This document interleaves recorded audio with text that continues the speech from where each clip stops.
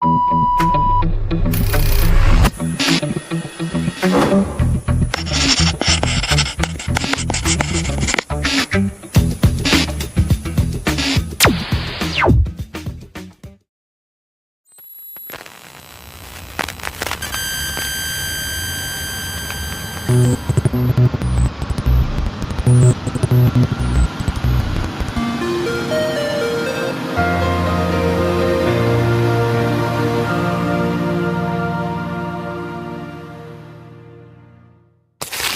glad I'm amongst family right now.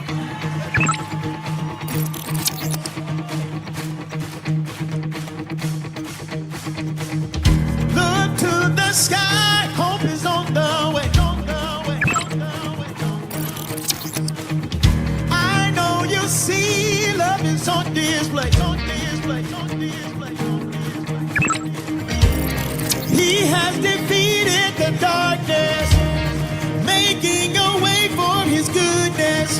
Walk in the light, chasing fears away. Come and take a look at what he's done. Yeah. Turn my mourning into dance. Turn my songs into joy. Turn my songs into joy.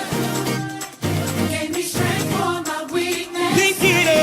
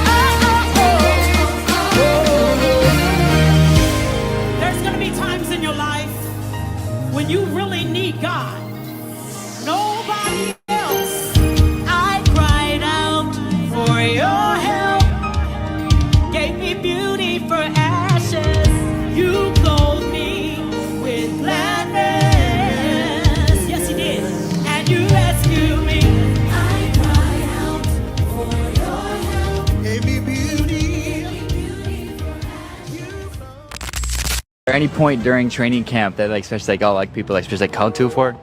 You say what? Just like all like especially like that's like all like come for, especially like within training camp. Man, what?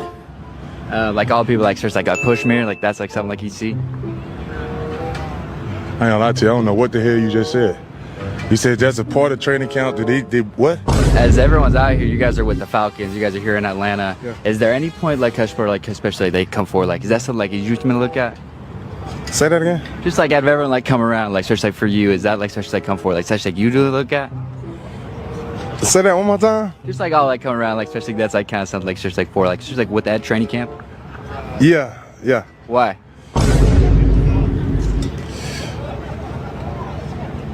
Just because. Yeah. Yeah, you guys been on the road for quite a while. So what's the energy been like and how are you feeling specifically? Man, the energy's been up, man. It's just, it's a good time, when you go on the road with your team, you get to vibe with the guys, outside of, practice and stuff.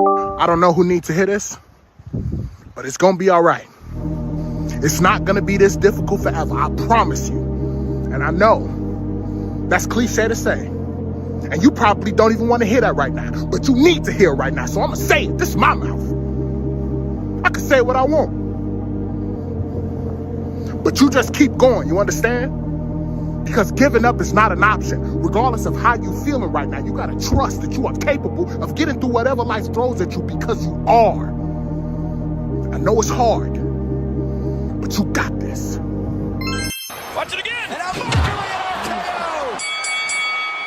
Oh my God! And his name is John Zeke. Every man for himself. RKO. What is wrong with the pedigree? Oh, what a knee! His name is John Zeke. Unbelievable resurrection for the Undertaker. Straight out the The finishing touches on this match. Oh my God! Straight out the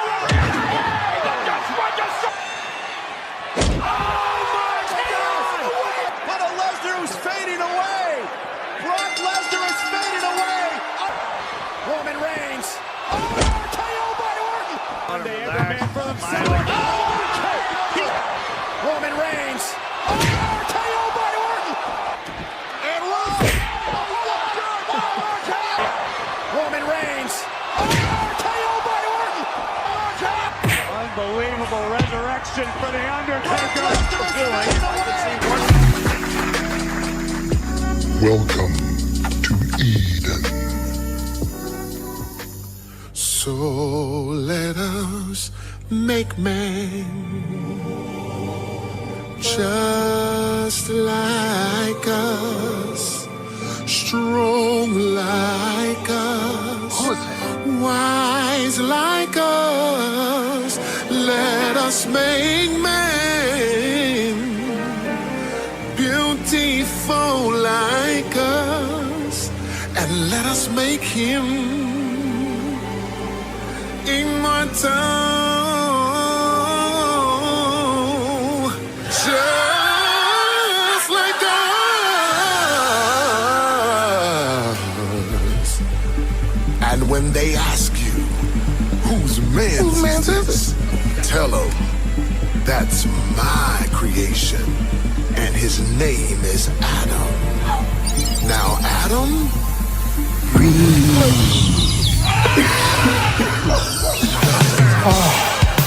Look around. Look around. And welcome to Eden. Hey, come on.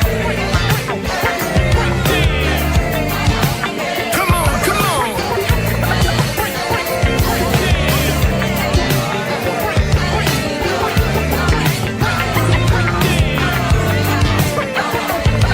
You're my man's, break 'em off. Ha! Welcome to Eden, the vibe is love. Everything God created defines as love. Yo, you here now, so Can I get a green light? I want everything you promised me, Lord. Sometimes it seems like it's taking way too long trying to decide. Should I stay? Should I move on? Want to be right? So I'm moving out your green light. Can I get a green light? How y'all doing, huh? Where you at, huh? Can I get a green light? If you waiting on the Lord, God, you take a man's word. What you say, huh? Yo, say. Can I get a green light? See, I want everything. I want everything you promised me, Lord. Seems like it's taking way too long. Seems like it's taking way too long trying to decide. Should I stay? Should I move on? Should I move on? Wanna be right. So I don't move. I don't move like a green Yo, light. say. Can I get a green light? How y'all doing, huh? Where y'all at, huh? Can I get a green light? And if you're waiting on the Lord, God, you take a man's word. What you say, huh?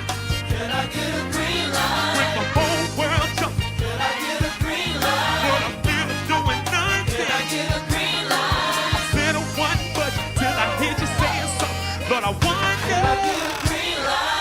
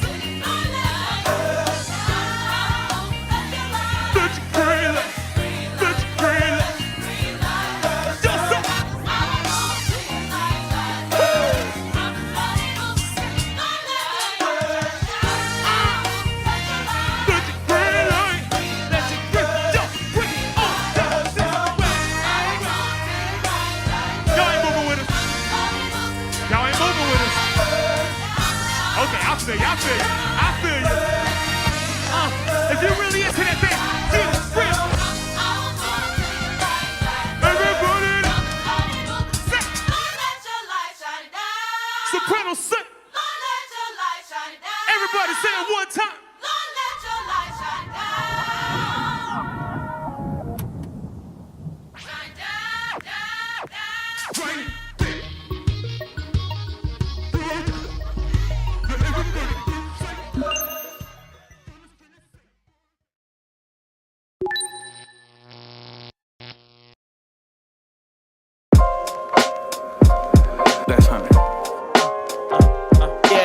Hold that, they claim they want that soul back. Got nothing to hold back. Take you to the throwback, so that you know that we gon' take the toe back. There's a difference between being seasoned and acting like an old cat. Old heads know that it all comes back around like trying to recapture the moment with a Kodak. The Polaroid is instant, hoping you don't miss it. 'Cause most of us been different. I tell you what it isn't about, the amount in the bank account. I'm just trying to figure out if I can make it through, but try to thinking out loud. Pay attention, 'cause he gives grace to the humble at the same time he humbles the proud.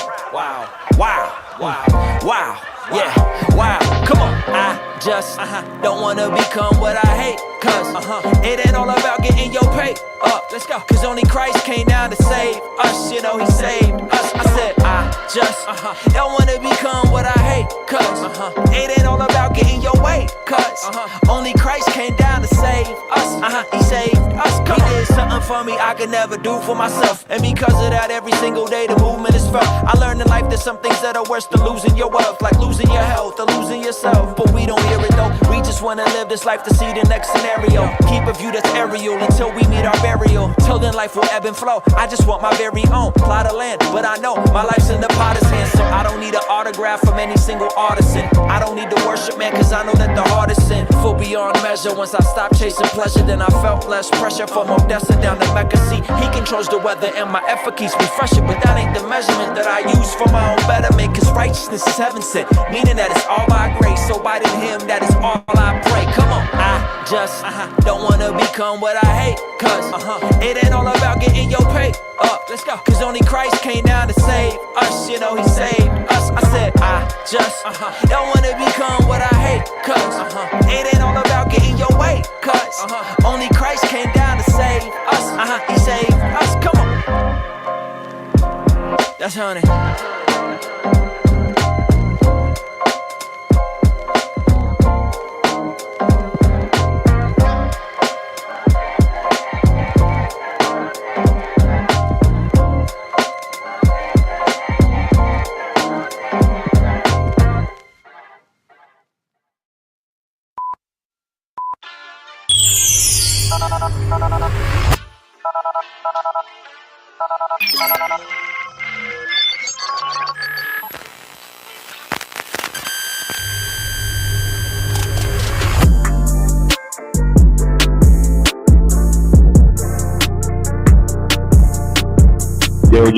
Yo, what's up, everybody? What's up, everyone? What's cracking? I hope everybody's all right today. Let's get on the screen. There it is. What's up, everybody? Good morning. Good morning to you. Good morning to all of yours, all of you good people on this wonderful, it feels like a Wednesday, but I know it's not Wednesday. Today's Tuesday, isn't it? It's Tuesday. Happy Tuesday. Yesterday I thought was Tuesday. Today I woke up feeling like it was Wednesday. I don't know what I think happened to Monday. I don't know. Maybe I just got Monday out of my mind. But here we is. Glad to see y'all. Hope you guys are doing all right. Hope you guys had a fantabulous start to your week already, and we're only elevating and going even higher. Let me start off with this one. If you're looking for us on Facebook, on my profile, it doesn't look like we are live on there, and that is for whatever reason that StreamYard and Facebook lost their connection, and we reconnected it today. But I think we were going to have to reset the whole thing, and we weren't going to do all that. So if you're looking for us on Facebook, I don't think we there. We ain't there. Maybe tomorrow it'll be righteous tomorrow. I don't know. But for today, tis what a tis. You feel me? So you're here with us, and you're probably watching us from YouTube or maybe my Facebook page, and that's all right as well. But this is why I say Facebook is the ultimate listening experience. But I think that's a good segue to say, if you haven't done so already, then you can go ahead and do me a really, really huge favor. You can go ahead and hit the subscribe button right up there on the YouTube side. All right, now my sinuses, here they go. Y'all see me, I'm rubbing the mess out of my eyes and everything. And don't I sound stuffy? It's because I'm is. Anyways, yeah, if you haven't done so, go ahead and hit the subscribe button, hit the turn on notifications button, all that stuff on the YouTube side. I'm trying to look for a track here. There we go. There we go. I got to hear my track. I got to get my. There we go. There we go. Now I feel better. Hit the subscribe button on YouTube. You can also follow us on Facebook, but like I said, Facebook is being weird. So follow us over there. They're live when they're live. They're not when they're not. And that just is what it is. I don't know what the deal is, why they keep making us like have to re-sign in and all this. I don't know. Maybe it's a safety feature. I don't know. Nonetheless, if you're watching us on YouTube, you the real MVP. So shout out to you. Y'all, we got a good one today. Good show set up today. We got a special guest that's going to be here. And so he'll be here at about 8:30. That's Pastor John Smith from the Olivet Baptist Church in Chicago. Or I got to say it the right way. The historic Olivet Baptist Church in Chicago. So we'll talk a little bit about Olivet and then about their gospel and jazz fusion concert out in Meadows Park that's coming up. They got this really cool artist that's going to be there. His name is ZekeLive. If you haven't heard of him, if you've never heard of a person named ZekeLive, then what are you doing? You're here in the morning with me. I'm the host, ZekeLive. Yeah. So anyways, I'll be there on Saturday. That's this coming Saturday. I'll just throw that flyer up there real quick. Look at that right there. A spiritual fusion of gospel and jazz. Yes, that's coming up this Saturday in the park, Meadows Park. If you're in the Chicago area, I think it's like right across the street. It's in Bronzeville. So come on out there, and I'll be hitting the stage. I told you I'm getting back into music stuff and all of that, doing more stuff musically. And so a lot of stuff coming up, but that's coming up this Saturday, gospel and jazz, a fusion of it out in the park. So said they're going to have games, food, and all that stuff. It's the second annual one. Bring your own chair, bring some of your own food, bring all of that. It's a church event, so I doubt they're going to say bring your own brown bag. I don't know. You gotta be like really old to understand that reference. Anyways, yes. So come on out for that. But we got a special guest for that. So that's happening at 8:30. But before that, of course, at 8 o'clock, we'll do our morning affirmations, our morning shout out. So if you haven't said good morning, please do me a favor. Say good morning. We've got a tradition over here. We call it naming the day. And that's basically just an affirmation. It's our way of saying, today is, I don't know, let's call it Terrific Tuesday. I don't know, but you get it. That's naming the day. You've named the day terrific. Today is, I don't know, what's another T word? Talk about it Tuesday. I don't know. Maybe it's the day that you decide that you're going to go and talk about some stuff that you've not talked about before with somebody. Important conversation. See that? It's an affirmation. It's naming the day. And so if you haven't done that already, we're doing that at 8 o'clock. Our morning shout outs, affirmations. Like I said, 8:30, we've got special guest, Pastor John Smith from Olivet Baptist Church. We'll be talking about that event that's upcoming. And then at 9 o'clock, we'll talk about some of those little luxuries in life. I spent a whole lot of time yesterday talking about all the things that annoy me, the little inconveniences, the little etiquettes that people just don't have every day, that stuff. I spent a lot of time talking about that yesterday, and y'all know I was upset. I mean, I wasn't really upset, but I was upset thinking about it because it is upsetting. But anyways, y'all know the stuff y'all be doing. Anyways, we'll talk about the other side of that. What are some of the little conveniences in life? Conveniences like fast food. I mean, if you still eat fast food, everybody don't eat fast food. So, but even not fast food, I mean, just the fact that you can get food fast. We think of fast food, we think of burgers and stuff like that, but the fact that you can get food fast, like you can go to the grocery store and buy, I don't care whether you're eating organic, whether you're eating unhealthy, it don't matter. You're not going outside and like planting your garden unless you just enjoy it. But most people aren't doing that because they have to sustain that way. You got to go out and kill an animal and do all that. You know, you ain't got to do all. We're far removed from the food process. We just go buy it pre-prepared and all kind of stuff that we let them tell us if it's organic. That's a convenience. That's a luxury.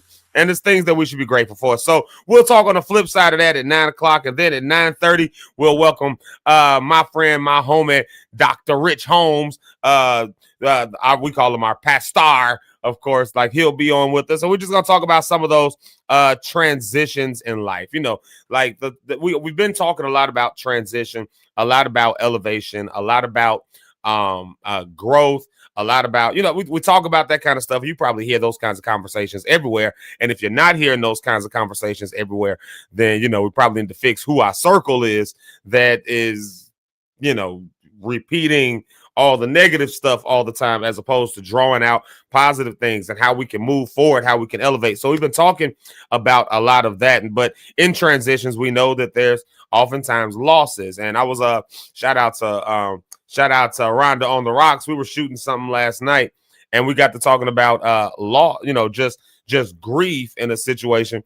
And I said, you know, one of the things I had to come to realize is that grief is not always just around when somebody passes away. Grief is just taking a loss. You lost your business. You might be grieving over that. You lost you lost some friends. You might be grieving over that. You lost, a connection that you once had that was close with a family member, all of that. Well, transitions bring about losses at times, sometimes making sacrifices, things you didn't think you was going to have to sacrifice, losses you didn't think you were going to take, and then you grieve through that. So, you know, how do you grieve in loss and continue forward? How do you continue pushing forward? How do you continue moving forward? So we'll have that conversation with Rich Holmes at 9:30. And then, of course, we off the air at 10 o'clock. We're on live every weekday morning from 7:30 a.m.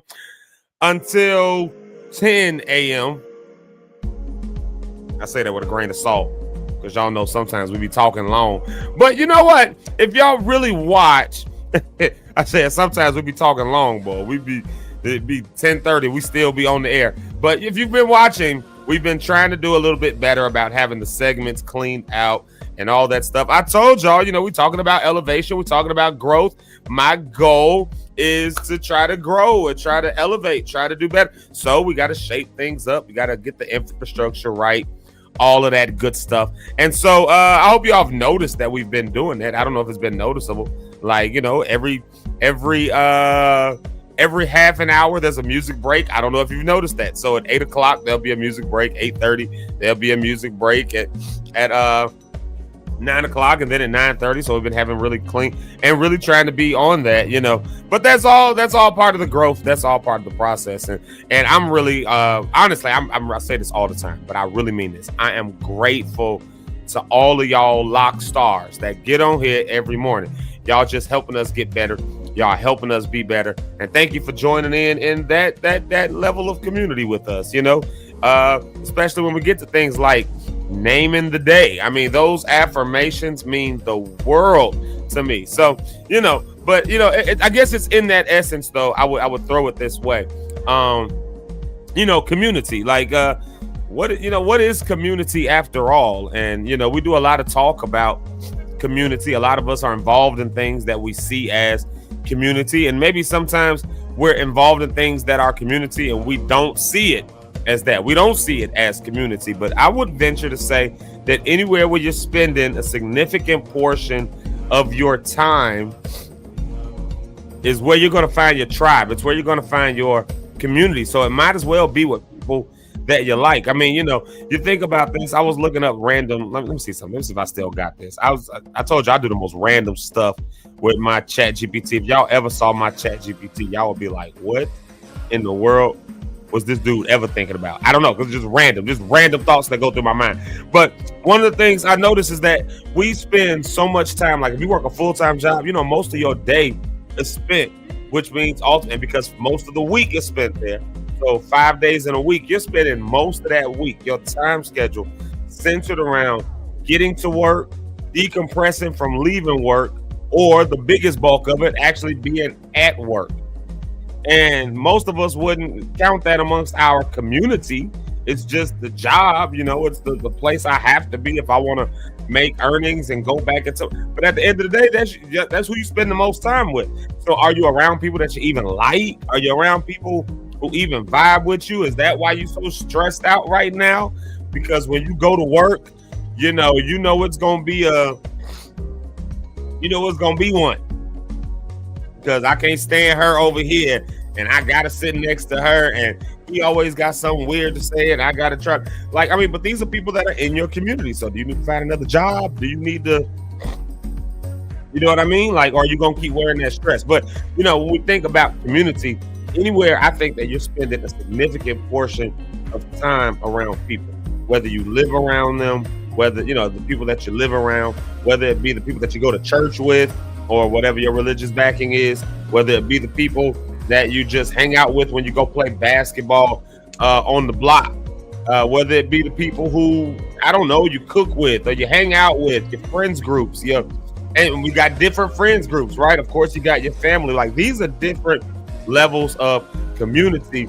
And I think that, that as we talk about things like elevation and growth, sometimes it's unfortunate, but sometimes that shifts you from one community to another. And the thing about community, is that we grow to love these people. We get familiar with these people, with these customs, with these cultures, with these whatever else. And then when you have to go through that shift, sometimes it can be tough. It can be difficult. That loss can be really, really felt if you don't deal with it the right way. I had the chance to go to, unfortunately, a funeral yesterday. I hate to say it that way. I had a chance to go to it, but I was able to go to a funeral yesterday, and it brought me back to a church that I spent a number of years at, and just seeing everybody there. It was very bittersweet, obviously, because you see all of these people that you are in relationship with, all of these people. We don't see each other often because obviously I'm not at that church anymore. But when something is going on and I go back and, see everybody, it was very bittersweet. We were burying somebody. But at the same token, very just loving just to be around that community again. And then just realizing man, when I had to leave here, the loss that was felt, it was real tears that was shed, not just from me, but from a lot of people. Over there boohooing and crying, but to see each other again, that's why you got to leave community and go through transitions, leave well, don't leave on a bad note. Just because you got mad at one person don't mean you got to be mad at the whole thing, and that's easier said than done. I get it. But, going back and just being oh, wow. There was something oddly familiar about it, I was leaving and I said goodbye. Shout out to Corey and Liz. I was saying goodbye to them. And I just always called them by their last name, just out of kind of jokingly. But I'd be last name Shooper, all right, Shooper. And he turned around, he was man, that just was a huge flashback. Hearing you say that as you're going that way and I'm going to my car with my family this way. And just seeing that, watching the kids grow.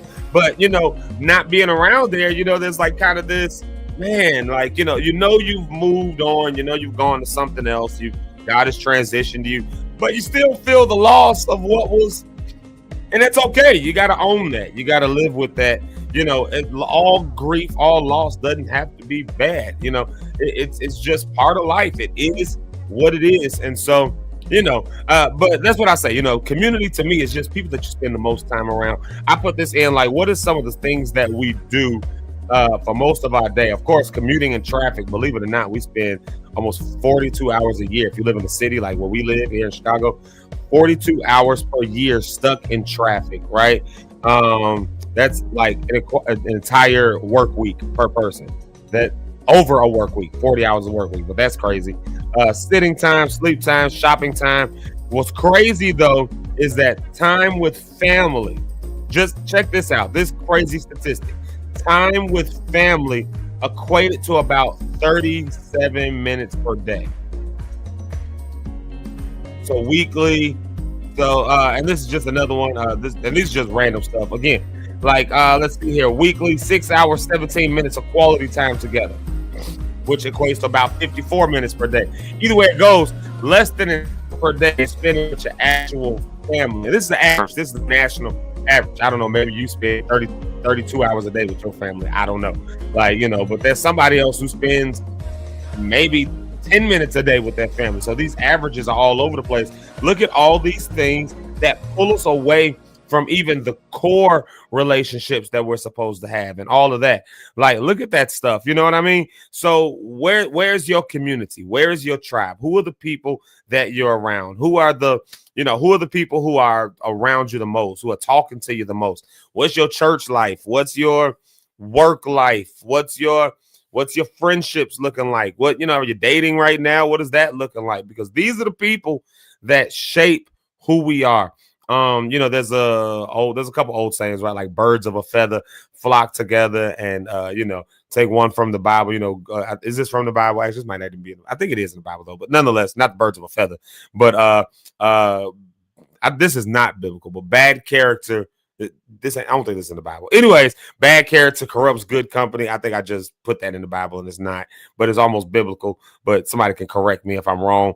But we got all these things about the people who are around us who shape us. We got some sayings about, we find a tribe based on what we like and all that kind of stuff. And those tribes may be true, but you also find yourself around folks that, again, may not be people you would have chosen because maybe you went to school with them. Maybe you go to church with them. Maybe you work with them. And they're not necessarily people that you would have sparked up a conversation with on the street, but because y'all were around some of the same things, they became your community and you're heavily invested in what you have to do, like for working or going to church or going to school. And so these people become, acquaintances in that way. But, just because people ain't your strongest and closest friends doesn't mean they're not shaping who you are. You know what I mean? So I think we got to choose wisely in this next season. This is just me talking right now. This is just me talking. But, it might be. It just might be. Just maybe.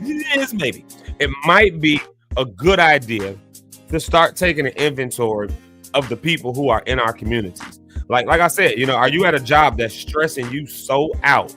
You so stressed out that by the time you get home, you got to take 3 shots and hit a blunt. Like, is that the kind of job you working?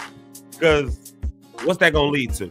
Is your neighborhood one that's got you so traumatized and so on edge that, it's like, on one hand, you feel like I want to stay, but on the other hand, it's like I'm on edge. I'm traumatized. I can't even enjoy my kids. I can't enjoy my neighbors. They always fight and argue.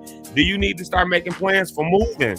Like, sometimes, again, you have to make these transitions. And we're going to talk a little bit more about this when Pastor Rich Holmes gets here. But for now, I want to do this.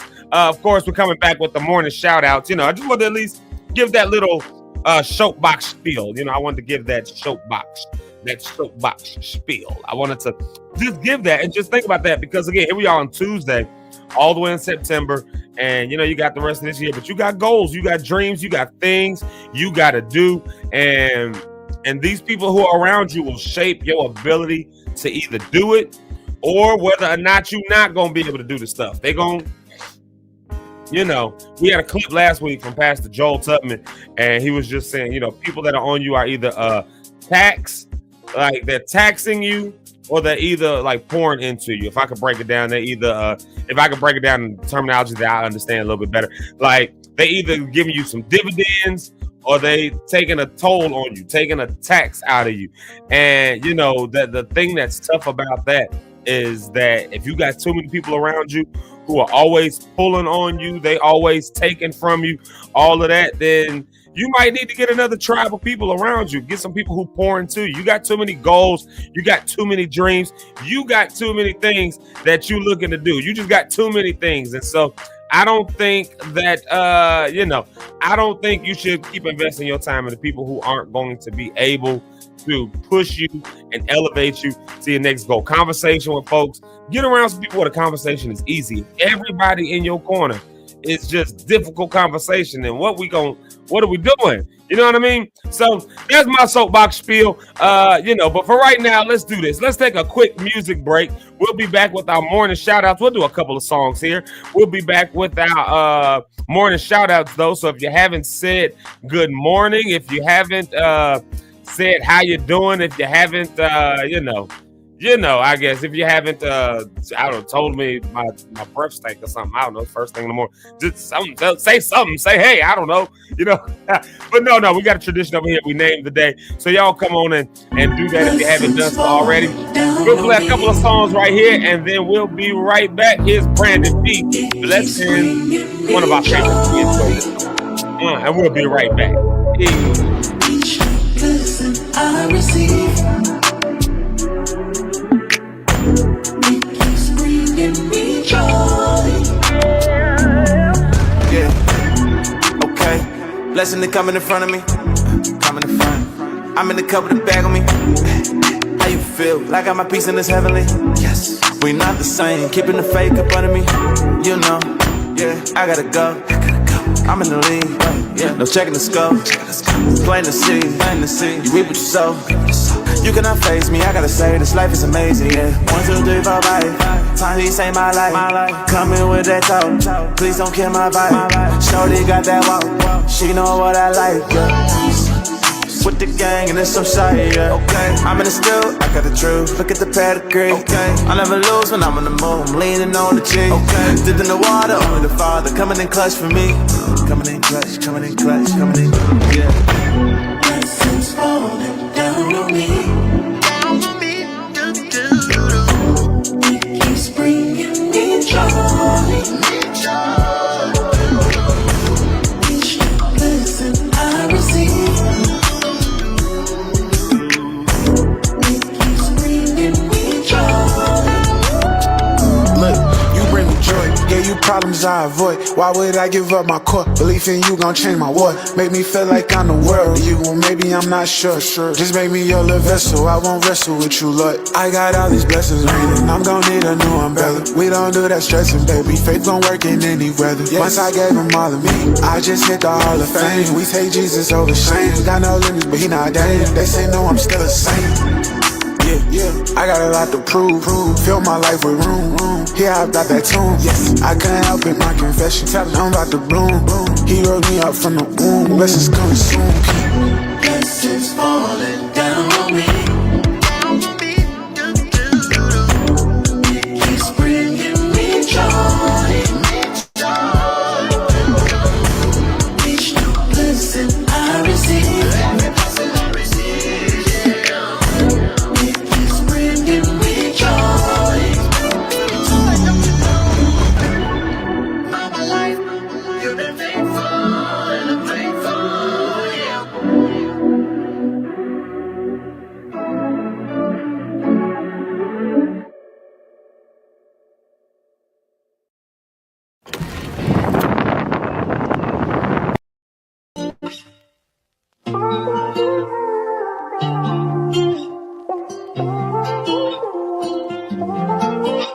If you haven't said good morning, say good morning. We'll be right back. It's Jordan, man. Sometimes my heart gets to racing and I get impatient. Can I be honest with you?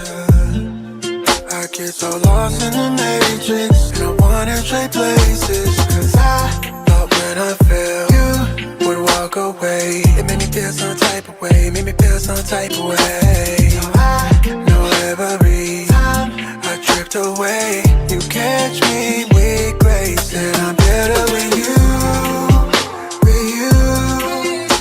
Cause mountains only move by faith. Lord, I'm better with you. With you. Giving me peace I can't explain. I know true love never fades. No one can replace it. It came down and made a way.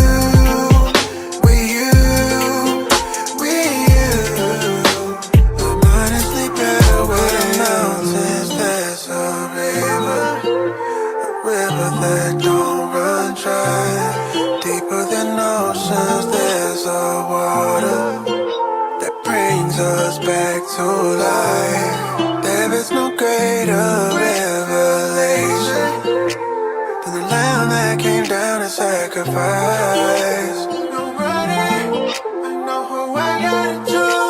I'm better with you. I'm better with you. Cause mountains only move by faith. But I'm better with you.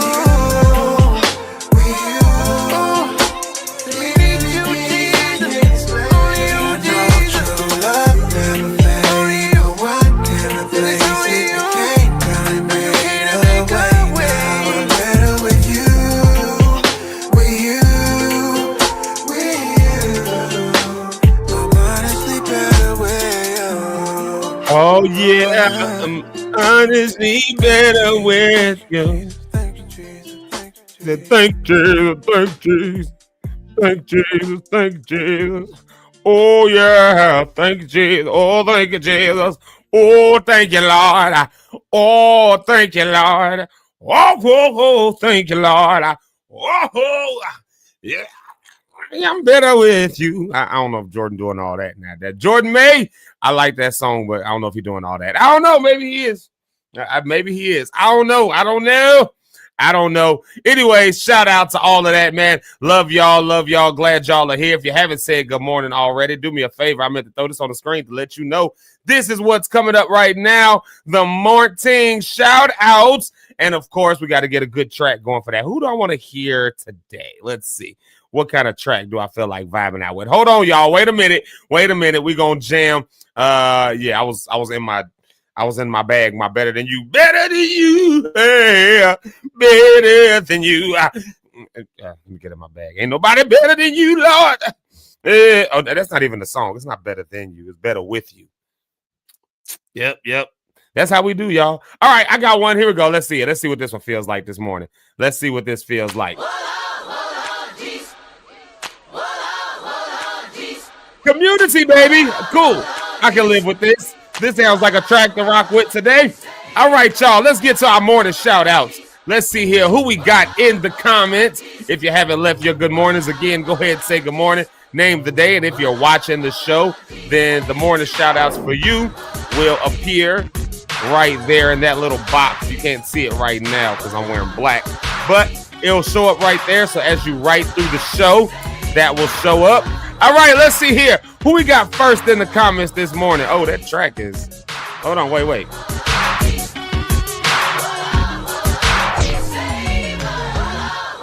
Woo. Yep. All right, y'all. Okay. Let's get into these morning comments. Let's see here. First comment of the day goes to... DJ Red, a.k.a. Marcus Johnson. Y'all give him a what's up. Say good morning, blessed people. And, of course, he's named the day like we say we do over here. He's named it Triumph Tuesday. Y'all know I was ready for it. Huh? Triumph Tuesday. You are more than a conqueror. Walk in the victory that's already yours. Tune in to ZekeLive in the morning. Like, share, subscribe. Of course, one of my favorite hashtags, you got this, and we've talked about a lot of that already on my soapbox spiel where I said you got this, you're elevating, you're moving up, you're going forward, you're going further, everything is turning around in your favor. You know, like people it may not look like it right now, maybe it's turning against your favor, but the long arc of history is yours. And one thing you can rest assured in by the faith I got is that you're gonna be more than a conqueror. You're already more than a conqueror. Whether you in your conquering season or not, you are more than. So today is Triumph Tuesday. So remember it. Walk like you're in victory. It's already won. It's already yours. That's already yours. I love that. Thank you, DJ Red. I told y'all we got to call him Reverend Red. Rev Red over here. We got to change his name. And then look who's here with us. Right behind him is Rhonda on the rocks. There she is right there, Miss Rhonda on the rocks. And she and I got something that's upcoming. I'm excited about it. I was privileged to be with her. I'll let her announce it when she's ready. I'll let her announce it. But y'all know I feel famous now. Rhonda on the rocks. Zeke was on the rocks. So, you know, I feel famous now. I feel Nah, you can't tell me I should have had my celebrity sunglasses. So Rhonda, shout out to her. She named bruh. Hold on, wait a minute. Turn the track up. I was married now. She said today is tap that. I was married now, so I listen, babe.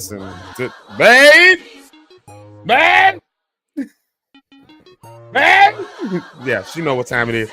If the music break over the next music break is a little bit long, if we go, I'd usually do 1 or 2 songs. If we go 3 or 4 or 5 or 6 songs, just know that I took Rhonda's advice and I went and saw my wife. There we go. And that's another bar for you right there. Shout out to Rhonda on the Rocks. Of course, you can follow the Rhonda on the Rocks podcast, where it's a good time over there. It's a good time over there. I enjoyed myself on the show with her last night, so that was fun. So y'all be looking out for that episode. She's in her 3rd season. Of course, we just celebrated 1 year, so go and follow her if you're not doing so already. And then look, speaking of the mamas of the show, I said speaking of the mamas of the show, I ain't saying nothing about the mama of the show, but let's put it this way. Y'all know how I feel about the mamas of the show. And here goes Eric's mama. There she is, Miss JP Rideout. And I need my tambourine. Actually, I need my tambourine for Rhonda. And now I need it for Miss JP Rideout. Take it away. I love that. Take it away Tuesday. Everybody, I love it right there. It's good. Take it away. All the negativity, all the bad stuff that's going on with you, like whatever that stuff is, like don't let that stuff, don't let that stuff drag you down. Give me some music behind that. Hey. Okay, there we go. Hopefully y'all can hear me. It seems like every time we start the music, mics go out, and we don't like that. So I give myself like a second break or so. Just about a second, 2 seconds.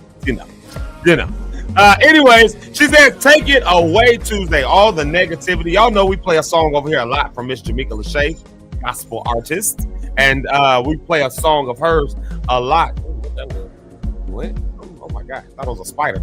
I was about to see me flip this thing over. We play a song of hers a lot that says, if it don't bring me love, if it don't bring me joy, if it don't fill these voids, I don't want it. And so, what do you not need in your life right now? We're talking about elevation and grief of loss. But again, all loss ain't bad loss.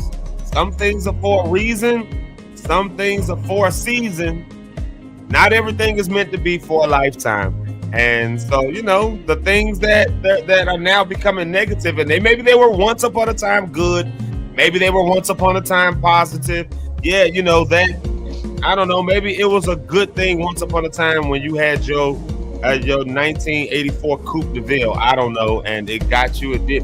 And now it just did the thing that stuff does, It started, messing up and stuff. Now it's a negative. You got to get rid of it, replace it. You can't get attached to that Coupe de Ville from 1974. You got to, unless you go put the time into whatever it is. You get what I'm saying. All the negative stuff that's going to hold you and hinder you. Yes, take it away. Today is the day to think about that. Women to Chester Mass Choir used to have a song. Take it away from me, Lord. Take it away from me. Y'all remember that? Nah, man, you probably got to be a real gospel head for that. So that's it right there. Y'all know how I feel about the mamas of the show. Go show Eric's mama some love. Y'all know Eric is not with us today. He is traveling this week, so he'll be kind of in and out. Eric got busy stuff coming up, man. So yep, there he is. There's his mama, and then look who else we got here. Mamas of the show. This is Rhonda's mama. Rhonda's one of our illustrious hosts over here, and she's no, I'm sorry. I'm looking at the wrong name. This is Sherry State. Look at it, because Rhonda's mama. Hold on, the timeout. Rhonda's mama is right here, so I see it. I'm just looking at the wrong name. Let me go in order though. Here's Mama Miss Sherry Staten saying good morning, family. And here's what's crazy: the way I realized who this was because I saw this symbol right here. I was like, wait a minute, that ain't Rhonda's mama, because I saw the symbol. She always puts that same symbol that shows that we are more than, I just said this earlier, your family ain't just the people that you're born into. It's the people that you choose. It's the tribe that you choose, your community, the people that you're around, that blood. They got the saying, blood is thicker than water. But when you need something smooth to go down, you don't want to drink blood. So sometimes you need water, sometimes you need blood. But either way it goes, they all people. And the people that you choose to be around will shape the way your life moves, the way you're able to do stuff. And so shout out to Mama. See that symbol? Look at that. I love that. And she said something a little bit earlier on here. She said we're not on Facebook. So she's here. Yeah, I just checked. We are not on Facebook. And I keep trying to go live on Facebook with StreamYard. Now they finally telling me we're not on Facebook. I just looked up now and said StreamYard won't let us go on Facebook for some reason. I got to do some digging in. And I think by the end of this month, we'll actually be on another platform. So I'm just going to be honest. We might not be on Facebook for a while. If it's not a quick fix, we might not be on Facebook for a while. So just until we can figure out that. Until we can figure out what's going on with that. So, and that's that. Yeah. It sucks. The same thing kind of happened yesterday. And of course, y'all know Facebook will, they'll kick us off on Facebook. You're just in the middle of the stream. So Facebook is starting to become a little bit of an inconvenience going live through platforms like this. Sometimes it works fine. Other times it's just kind of crazy. So, but YouTube has been the most consistent. I will say that much. YouTube has been the most consistent. So thank you for coming over here, over on the YouTube side. Mama, we appreciate you and love you. And, I need to have some kind of a emergency. I guess it's kind of an emergency. I don't know what to call it, but graphic that I put on Facebook whenever we're not over there. Because StreamYard, since we've been going live, StreamYard and Facebook always got some kind of crazy issue going on between the two of them. So, I don't know. But YouTube has been the most consistent. And so I like that. But shout out to Mama. She came over here to the YouTube side and we love her and appreciate her and glad she's here and up and moving and all that. But now the comment I thought I was looking at, Rhonda's mama, Pastor. I call her Mama Pastor Cynthia Coleman. There she is right there. Good morning, Lock Stars family. And I got a reason to shake my tambo. It's Time Saving Tuesday.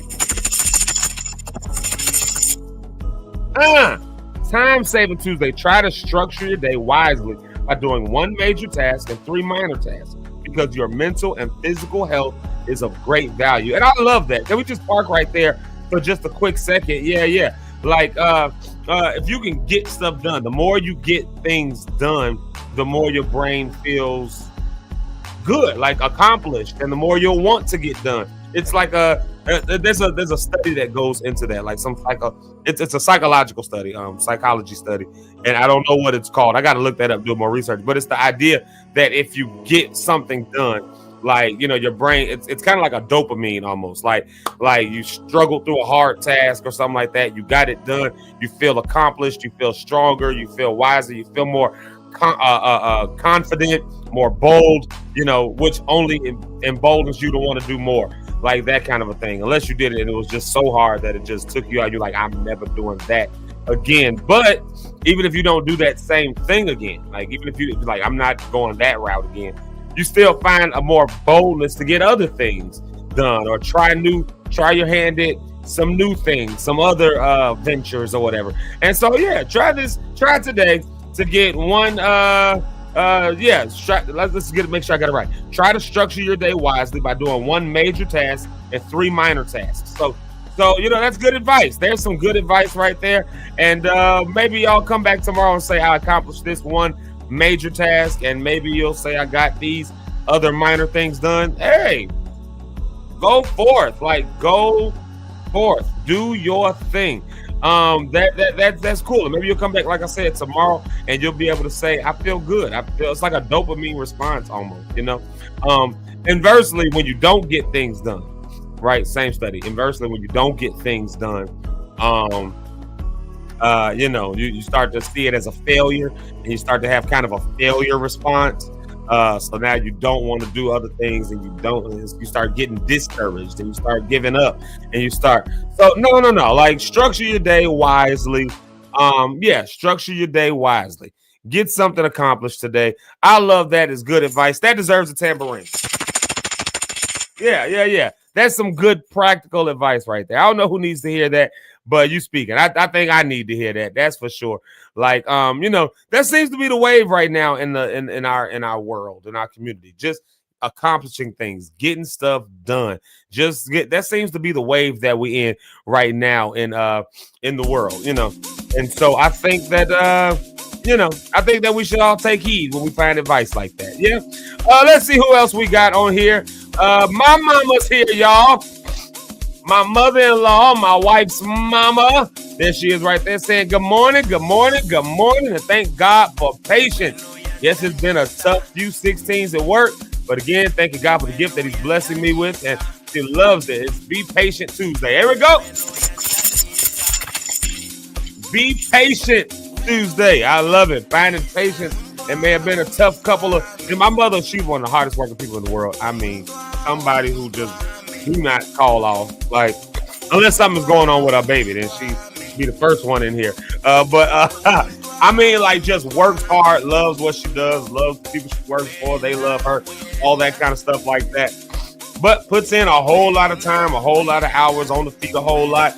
And for some people who might resonate with that same kind of work life, that same kind of work schedule, you might know, like, it can be really tough, especially if you're putting in long hours, like 16-hour days and stuff like that.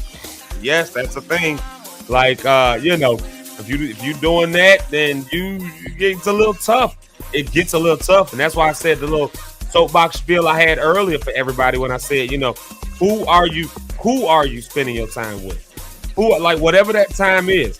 And, the first thing we'll think about when we think about who are you spending your time with, I know one of the first things we think about is who are our friends, who is our family, who are these people that we have in our, these kinds of things. We think about that stuff. But who are you spending your time with at work? Who are you spending? Like, are you at a job? I'm just asking that question. Are you at a job that's stressing you out? And this ain't just for this ain't for my mother-in-law. This is for everybody right here. Things that we got to think through. We got to think about. Some people are so stressed out on their jobs, it sent them like to the hospital. And I'm not talking that just like theoretically. Like, no, I was so shocked to find out somebody close to me had a bout with it, where the anxiety and the stress and just not getting no rest, being extremely dehydrated, because just going. So yeah, we're in the season where we're moving, we're in the season where we're elevating, we're in the season where we're going, but I think we got to find those areas where we have rest. You know what I mean? I think we got to find those areas where we get respite. Or I've been watching Bridgerton, where we get our respite. Like they said that word so much on there. But I think we got to get those moments, and that includes with the people that you're around. So I just keep going back to that. Who are you around? Who are you spending your time with? Who is in your corner? Who's everything that's going on? Who's around you that's going to speak good to you? Who's around you that's going to make your way easy? Who's around you could just cry on? I asked the question, I said, are you dating? Rhonda said, no, dating, no. I feel it, you know what I mean? Like, hey, maybe you don't got that, but then you got friends, right? You got, it's too many people, and, oh, man, okay, I'm on a little bit of a tangent here, but bear with me, because it's on my head. Like, the people who there's a what do they call it right now? It's a study. It's male loneliness, something like that. It's a male loneliness study. But let's just call it the male loneliness report. I don't know. But they studied young men in America and found out that a significant portion of them are lonely, like the loneliest men have ever been in history. Now, feeling like they got nobody, looking for places where they can belong, all of that. And what's crazy about feeling lonely, you're going to look for something, someone, some tribe to be connected to. And if you're not careful, then the first place that love bombs you, you'll feel like that's your safety net. You'll feel like that's your security. And you'll look up 2-3 years later and be like, what happened to my safety net? What happened to my security? What happened to I done got involved in stuff that I don't want to be involved in. I'm stressed out of my brain. You know what I mean? I was watching a documentary on Netflix. I forgot what she was what it was. But no. It wasn't just one person. It was like a series of different people. But anyways, what they were was they like got caught up in like cults or other stuff like that. And I love listening to podcasts and other things that talk about cults, that talk about people getting involved in a cult and like how they got involved in it, how they broke away from it, all that kind of like rehashing their lives. And a lot of them say the same thing. They were just looking for community. They were just looking for just looking for where they belong. They didn't feel like they fit in growing up. They didn't feel like they had, and so they go to some church or some, I don't know, multi-level marketing scheme or something. They go to something and they feel like they belong because they got love bombed. That's actually a phrase, a word, a terminology. Love bombing. It's like when you meet a new person, it's like a bunch of people who all of a sudden descend on them. They're giving them hugs and taking them to dinner and lunch and all this other kind of stuff. We do it in our churches, don't we? We love bomb people. They walk through the doors and we quick to want to hug them, depending on your church. Now, some people's churches ain't that way, because our hope and our goal is we want them to come back. We want them to get back here. We want them to enjoy, we want them to enjoy what we have as a service. We want them to, to come back, be part of our community, right? We want that. So we embrace them. We try to, we love bomb them. Problem is that love bombing kind of stops as the time goes on.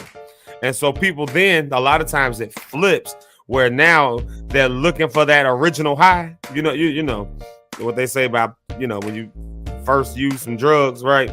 Can we say drugs live? Maybe that's why we're not on Facebook.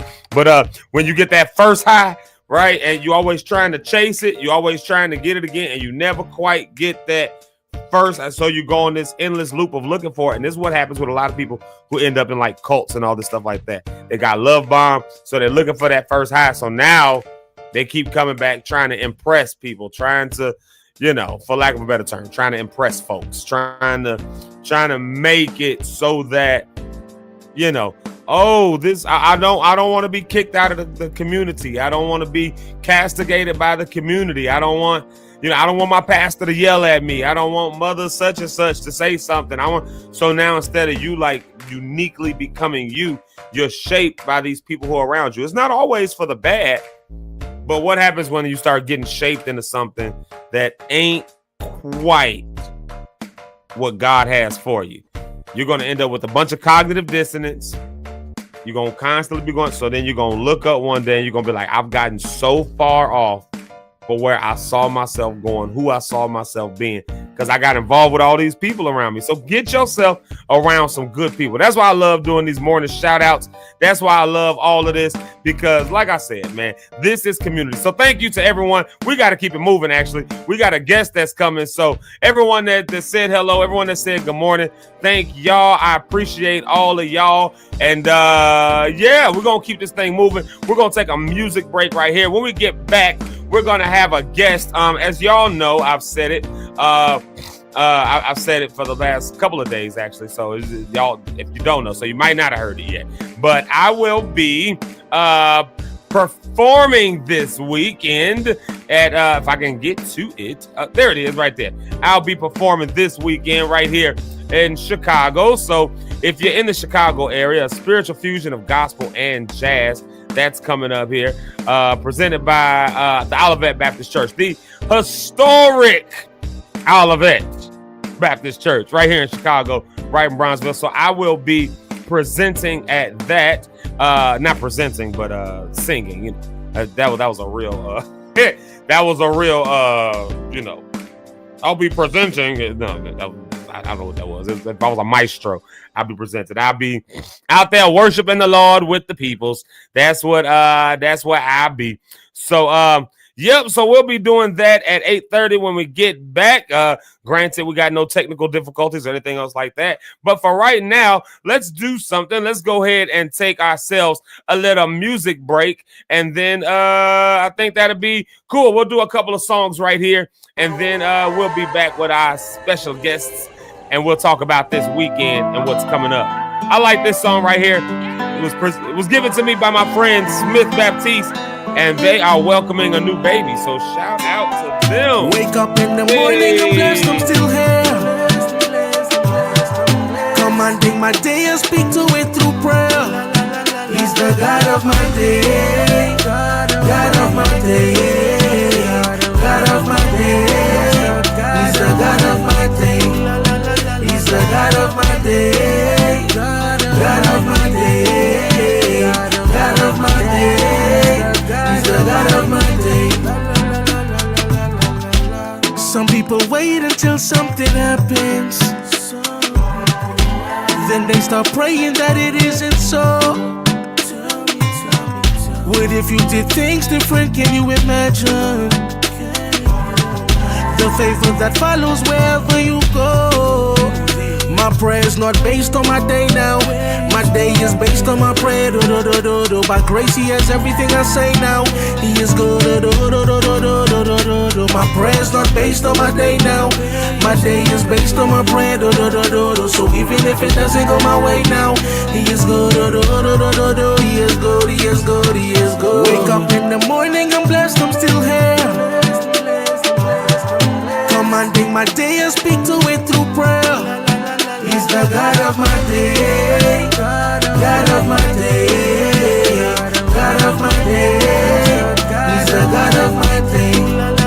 He's the God of my day, God of my day, God of my day. He's the God of my day. I put my foolish pride aside in acknowledgement of your goodness. Everything is the Lord's in the earth in its fullness. Was deaf to the voice from the pulpit. Straighten up my mind from the thoughts that were crooked. Isolated from the shame, totally dependent on self. Now I abide in your shadow, in your presence I dwell. Deserved to fall, but was caught before I fell. Was so hard-headed, too stubborn to ask for help. Unworthy of your grace, begging you for lighter lords. Till I met a single mother in survival mode. Made me reject all the lies that I've been told, and made me reflect on the codes that I uphold. I'm a leader. Hey Drizzle, thank you for the feature. Exposing the manipulation of the great deceiver, ain't no preacher. And I ain't perfect either. Following instructions, edify all my believers, Mario. Wake up in the morning, I'm blessed, I'm still here. Commanding my day and speak to it through prayer. He's the God of my day, God of my day, God of my day.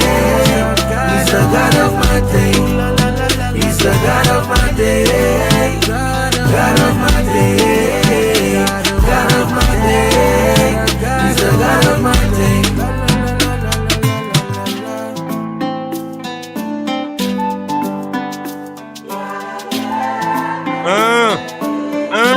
Can we get one more jam in? Can we get one more jam in? Can we get just one more jam? Y'all know it's not right unless I play this one. Y'all, it's not right unless I play this. It's not right unless I play this. It ain't right. It just ain't right. It's free to a higher. I just gotta jam out one good time. I just gotta. There you go. There you go. Yeah, yeah. Get your stretch on. Go ahead, get your workout in. Yeah, wake up, get you some coffee.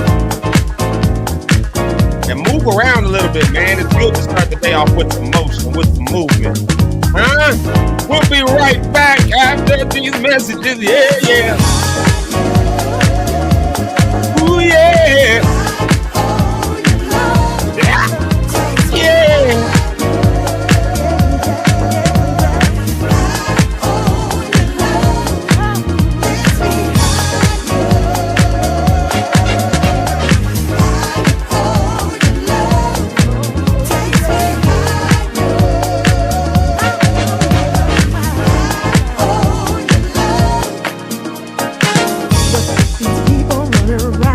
Everywhere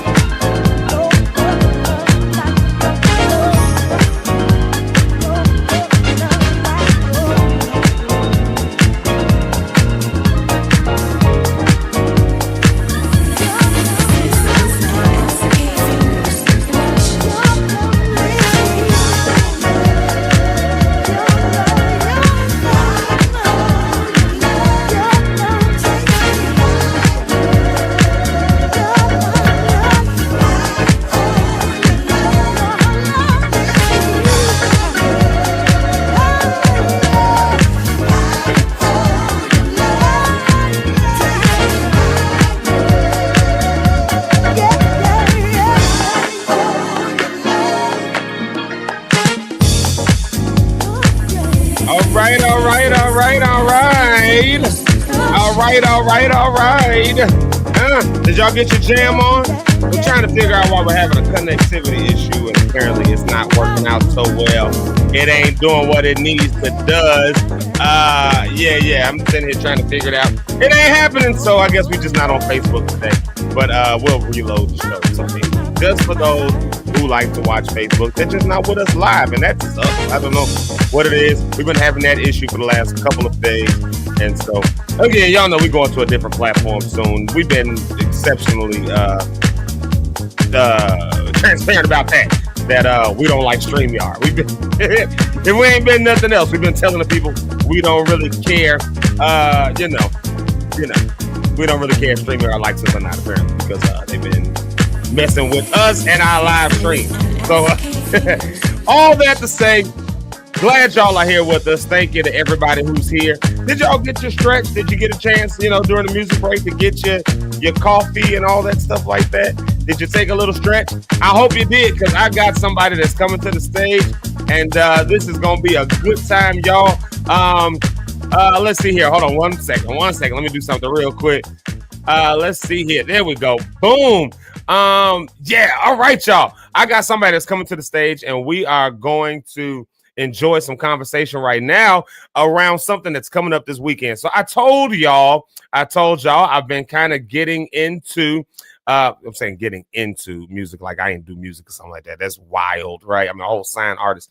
No, but sometimes you take a little break, sometimes you pull back a little bit. And now this year we've been moving and doing stuff like that. And so I'm always privileged to be able to do anything in my own city, in the city of Chicago, get a chance to travel all over the world and do stuff. But Olivet Baptist Church, the historic Olivet Baptist Church. It's historic. We're going to talk to the pastor of that wonderful place right here in Chicago. And let's see here, making sure he's ready on the stage. Boom, boom. Cool. We've been having so many tech issues. So, Pastor, I'm going to let you know right now, before I bring you up, we have a tech issue. I promise you, we're going to get it right. I promise you that. All right. I need y'all, everybody, to do me a favor and welcome. Let's get a cool track to bring the pastor to. Let's see here. I think this works. Yeah, I think this works. Y'all do me a favor and welcome to the stage the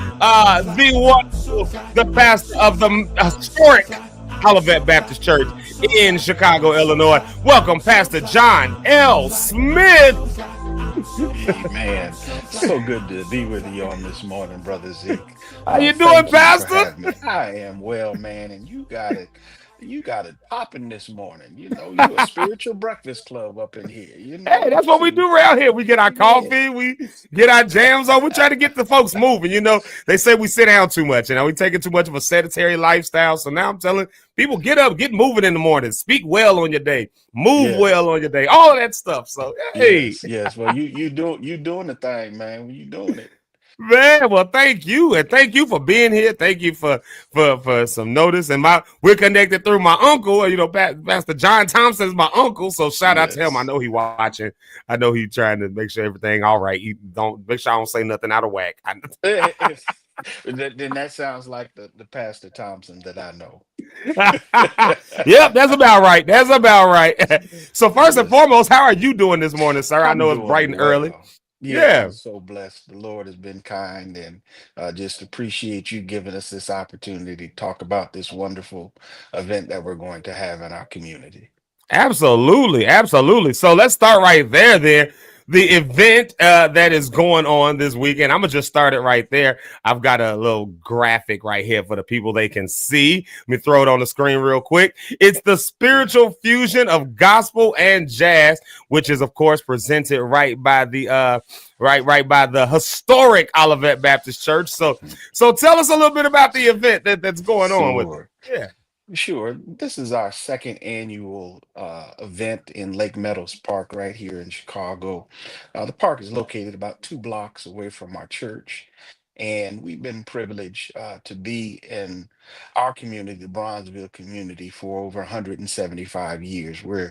We are the oldest historically African American Baptist church in the city of Chicago.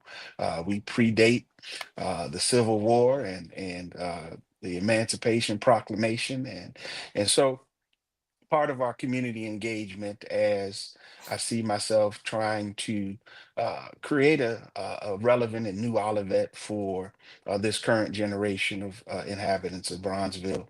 And so part of it is this spiritual fusion of gospel and jazz. It is our Mm. gift to our community. It is our way of giving back to our community. It is a free concert that will take place on this Saturday at Lake Meadows Park, 3117 Rhodes Avenue, from 12 p.m. to 6 p.m. And it's our way of just reaching out and giving back with what God has blessed us with. Wow, that's beautiful. So this first and foremost, like I don't know if people, I don't know if y'all heard this when Pastor Smith said 175 years old, predates the Civil War. Like that first and like I don't think I realized that about Olivet. Like I know there's some churches on the East Coast that of course, you know, they old and they established. But to think about that being right here in Chicago, I think sometimes it doesn't register that we got stuff like that right here in our backyard that, you know, has that kind of historic relevance, that kind of historic significance. So if nothing else, that I'm honored just to even be in the running over here. Like, I mean, with something that's that historic. So wow. Okay, so let me ask you this question real quick, because I'm gonna come back to the event. But let me ask you this: like, what was your journey? How'd you end up at Olivet as the pastor? Wow. I'm just, you know, you got a big weight on your shoulder. Sure. I became the pastor of Olivet in 2012. I had served there in roughly from 1997 to 2000 as a youth pastor. I'm originally from Connecticut, and I Okay. had come to Chicago to go to school and further my education, and ended up serving as their youth pastor. And so when my predecessor decided that he was going to resign and take another position, it opened up a vacancy. And I was one of the applicants, and I was blessed to be called again in 2012. And it's been a labor of love. You know, they called me. I was a much younger man, had less gray hairs on my face and on my head, but they had called me with the understanding that we were going to be engaged in a restoration project from the physical side of the building, but also a restoration project from the spiritual side of the building, and Mm. looking at ways to revitalize both the congregation and the church itself. And so I just wrapped up my 13th year at the church, and we are well on our way toward our restoration. We have a vision that we've birthed together, and that vision's called the Trinity Square Redevelopment Project. And I'm Mm. looking forward to the opportunity to watch God bring affordable housing to our community through Olivet, and create a village where all of our social needs can be met. And when it's all said and done, we're trying to be what Olivet was historically at the beginning of the 20th century, right Mm. here in this 21st century. And so, if you know anything about Olivet, and you studied our history, you know that at one time we were the largest Protestant church in the world, boasting over 20,000 members, right at the turn of the century, due to the Great Migration. And so my role and responsibility at Olivet is to kind of re-engage us, revitalize us, and ultimately create that same kind of social hub that Olivet once was. Wow. So at the turn of the century, 20,000, which was a crazy at the turn of the century. That's like, you know, we think about mega churches and stuff Yeah. today, but 20,000 members at the turn of the century is like, wow. Like, wow. Okay. So I get it. So the engagement of community and stuff, of course, because like you said, the Great Migration was going on, all that stuff like that. And that gives it, of course, that historic, you know, that historic essence. And that the church, and we talk about that a lot over here, how the church was once upon a time, it was our hub. It was where everything happened. It was where, you know, if we were going to be in society, if we were going to deal with different stuff, like we met at our churches. And of course, watching how that has transitioned and changed over the years, I'm always really proud to see churches who are saying, no, like we can still have a place in the current society, in the current world. We can still bring people together. And that's I see that all through this event right here. the gospel and jazz fusion, the spiritual fusion of gospel and jazz. You know what I mean? Like, because if there's one thing that's for sure, jazz was also our historic music from right here in Chicago. And so, you know, and you guys are right there in the hub of all of that, gospel and jazz and all of that. So y'all are right in the hub of all of that. Now, y'all's worship leader, your minister of music, Richard Irvin III, right? Like, tell me, let the people know who he is. Like, just tell the people a little bit about him, because Yeah, we're tremendously blessed at Olivet. Um, just to give full context of the evolution of this event, Brother Robert Irving III, who is affectionately known in the jazz world as Bobby, and forgive me, I said he Richard. I just realized I said Richard and it's oh, no Robert, y'all. worries, no worries. Tell him don't He beat me up. is Don't beat me up. oh, no, he is a gentle man. That's the last thing on his mind. But he is a wonderful pioneer in the jazz community. He was the former music director for Miles Davis and worked with Miles Davis on about 3 albums. And the beautiful thing about it is that he has always been married to the church. He grew up in the church, he played in the church, and he's never forgotten his church roots, no matter how high God has taken him. And part of that is him just serving as our music director for over 20 years. And so this whole project with us doing this outdoor concert began with our ushers ministry. A wonderful young woman named Claire Brandon had an idea of us to do a jazz concert on the lawn of our church. And she birthed that idea in 2020, but we all know what happened in 2020. We were in the midst of COVID. Yeah. And so we never had an opportunity to get it off the ground until last year. And part of the genius of what God birthed in her is this idea of what God told Moses in Exodus chapter 4. Instead of focusing on what you don't got, focus on what you do have. And God asked Moses, what is that in your hand? And we all know he had the staff, and that staff became ubiquitous in terms of utilizing it for miracles. Every major miracle that Moses did in his life was connected to that staff in some way that God identified in his hands, whether it was the parting of the Red Sea, whether it was showing the might of God before Pharaoh, or whether it was lifting up the rod while they're fighting the war. Yeah. And every time he had the rod lifted up, they were winning. But when that rod went down, they began to lose. And so I say Yeah. all that to say Yeah. that what Sister Brandon and our ushers ministry did was help us refocus as a church on what we do have to offer to the community. And we have music. We have two gifted people that operate within our music ministry, in our music director, Brother Irving, and then our minister of music, Sister Trinisha Green, who through her ministries, Offer Him Ministries, has a wide net and a wide connection to the gospel world. She's been a long tenured member of the Gospel Music Workshop of America and the GMAC Choir here in Chicago. And so when we thought about what our assets are as a community, this concert just naturally evolved, and we were able to pull on their networks to bring a wonderful roster of talented artists, and it is going to be on Saturday, first class music from the gospel side as well as the jazz side, and that fusion comes about because if you know anything about music, you know that jazz and gospel are the two uniquely African American musical genres that we created as a Yes. people and we gifted to the world, especially gospel music, which we know started right here in Chicago with Brother Thomas Dorsey. And so I say all that to say that simply what we're trying to do is utilize the gifts of our own music director, Brother Bobby Irving, as well as the gifts of our ministry of music, Sister Trinisha Green, and the wonderful blessing you talked about, Unc Thompson, Uncle John. he's also added to our congregation. He's been serving with us for about 4 years now, and he's introducing us to wonderful people like yourself, Brother Zeke, who are doing things in the music ministry. And so I appreciate your willingness to participate and bring your gifts and talents to the stage. And we thank you for what you're giving us on Saturday, and looking forward to watching God use you in a mighty way. Yes, sir. No, thank you. Thank you. And I, of course, like I said, I got to give my uncle a shout out right here. I got on my text message. That's all. He was texting me at 11 something at night. Like, hey, everybody. I'm like, Uncle John. Gee, I was knocked out sleep. I got to get up at 5 a.m.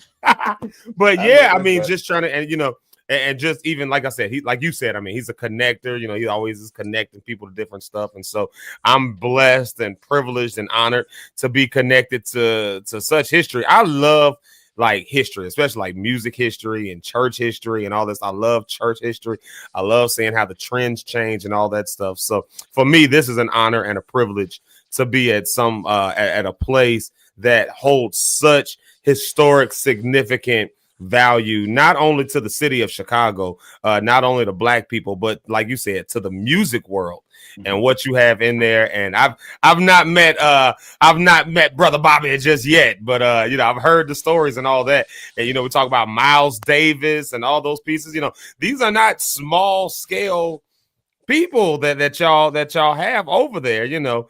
But you said a word though. You said a word, like using what's in our hand. And so, you know, I know we only got a couple minutes left, and I want to hold you. But can I ask you this question before we go? Because you just gave the people a little bit of a word. Could you just give some encouragement to all the folks real quick? You talked about using what's in your hand, and you guys have, of course, done that, and it has played out very well, of course, with doing events and things like this, recognizing the gifts and the talents and things that's right in your church, and being able to pull that out. So could you give some encouragement maybe to the people before we get you out of here? Just a quick word, just to tell them, you know, hey, like, you know, God got you, or what, I don't know, whatever's on your heart, but I love how you kick that off. And that's kind of what we've been talking about anyway. So I'll let you take that for a minute, and then we'll put that flyer back so the people see it. But go ahead, Doc. Yeah, thank you so much, Brother Zeke, again for this time on your show.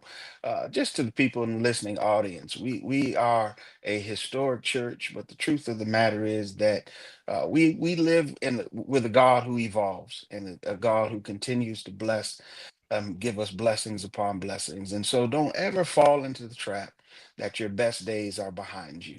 God can do a new thing in us in each and every day. And I'm watching him do it at our 175-year-old church.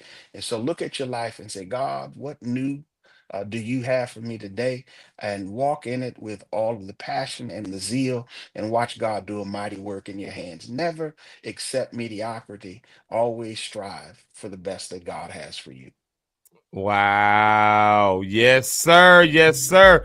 Thank you for that. I hope y'all heard that word. I hope y'all heard that good word right there. Be encouraged and never settle for less. I like that. I like that. Never settle that your best days are behind you. So y'all, the gospel, the fusion. I'm sorry. Wait, let me get it right. The spiritual fusion of gospel and jazz is coming up this Saturday, y'all. Here it is right there on the screen. Saturday the 13th from 12 till 6. So yeah, y'all make sure y'all come on out there. Pastor, do they need to scan this QR code that's on the screen in order to show up and get a ticket, or can they just show up? They need to do? A little bit of both. We would prefer that you scan the QR code. At Sure. the end of the day, this event is my favorite price. It is free 99. Free Hey! 99. Hey! And so you can scan the QR code, and that way we can prepare for the attendance numbers, but you can also just show up and we'll deal with you on site. And so please come on out. It is free, and it is going to be a wonderful time in the Lord. Hey, y'all see the stuff right there, and of course we'll have a link for everybody in the comments later on in the show where they can go to that. Scan the y'all. Listen, that man said scan the QR code. That's how you prepare for the numbers. You know, y'all know how we do. Y'all come on, listeners. Y'all know how we do. We just show up like show up to the stuff and people try to have stuff prepared and then too many people all of a sudden. So help them out, y'all. Scan the QR code. It's this Saturday from noon until 6 p.m. It's going to be a good time. I'm looking forward to being there. I'm looking forward to taking the stage, and I'm looking forward to seeing some of the great talent that's going to be there. And if nothing else, y'all, we looking forward to just celebrating our history and where we're going. Olivet is not just a church that's stuck in their history in the past, but they're moving it forward into the future with Pastor John L. Smith. So also let people know when they can visit your church services and all that stuff, and then we'll get you out of here. Yes, sir. Sure. Thank let you them for know. that Yeah. opportunity as well. We are located on 31st and King Drive in Chicago, specifically 3101 South Martin Luther King Drive. We gather together every Sunday at 10:45 a.m. for worship, and we would love to see you in the place. You can also find us on Facebook at facebook.com/Olivet Chicago, and then our website at olivetchicago.org. Love to see you, love to fellowship with you. God bless you. And thank you so much, Brother Zeke, for this time. Absolutely, absolutely. Well, we're about to take another music break right here. Y'all tell Pastor John Smith, y'all make sure y'all go visit the church. Go visit. I'm gonna have to get up there and see y'all sometime and just see y'all church on the move. I've been telling my uncle that for a long time, so I guess he had to make me come sing at a show in order to get there. I guess he was gonna get me there one way or the other. That's what I know. He loves his church, and y'all love him over there, so we love y'all for that because y'all love my family. So y'all family now, y'all stuck with me. And that's y'all stuck with Pastor Smith. Pastor Smith, thank you so much. I appreciate you being here this morning, taking time out of your day. And I cannot wait till Saturday. I look forward to being there with y'all, and we'll see you then. Hopefully, I live up to the historicity of Olivet. All right, love you, sir. Right. Thank you for being here. Thank you. Okay.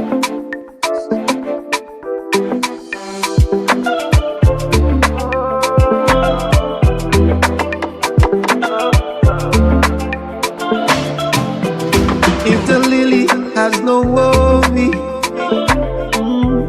and the sparrow has no care,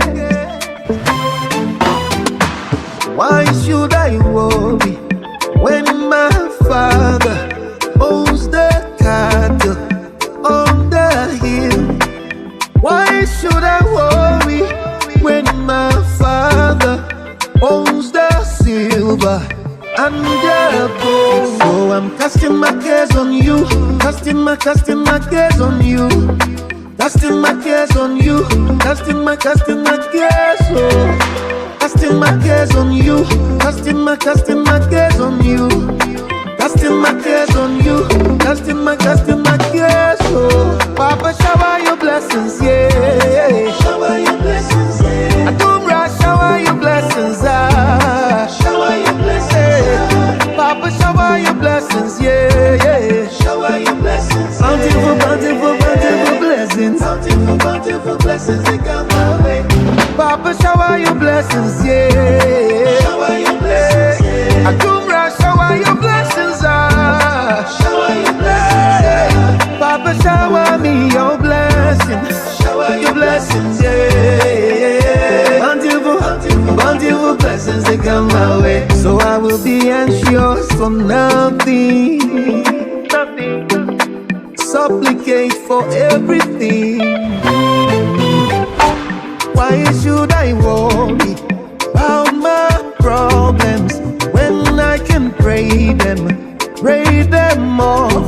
Why should I worry about my troubles when I can pray my troubles off? So I'm casting my cares on you, casting my cares on you, casting my cares on you, casting my cares, oh. So I'm casting my cares on you, casting my cares on you, casting my cares on you, casting my cares, oh. Papa, shower your blessings, yeah. Shower your blessings, yeah. I don't rush, shower your blessings, ah. Shower your blessings, yeah. Papa, shower your blessings, yeah. Shower your blessings, bountiful blessings. Bountiful blessings, they come my way.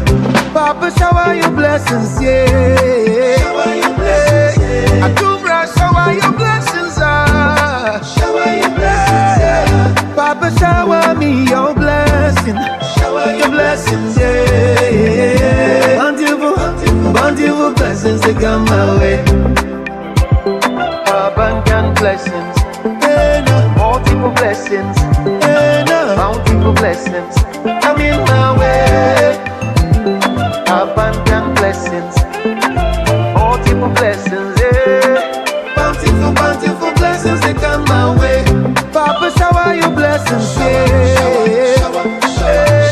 Adumra, shower your blessings, Papa, shower me your blessing, yeah. Bountiful blessings they come my way. Abundant blessings, multiple blessings, bountiful blessings come in my way. Abundant blessings, multiple blessings, yeah.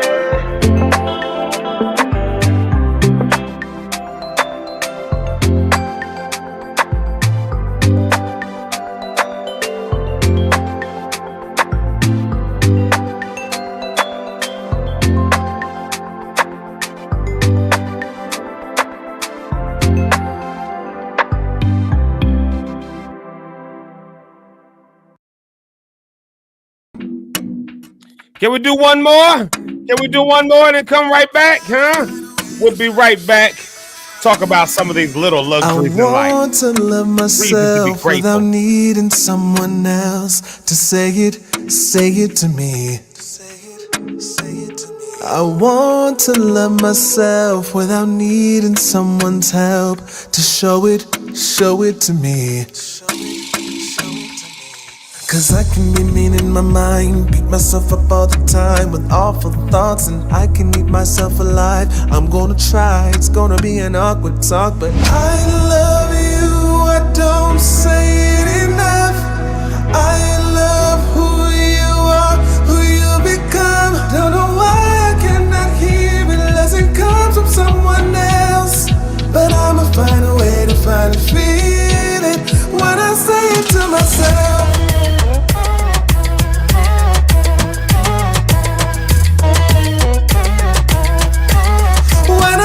To myself,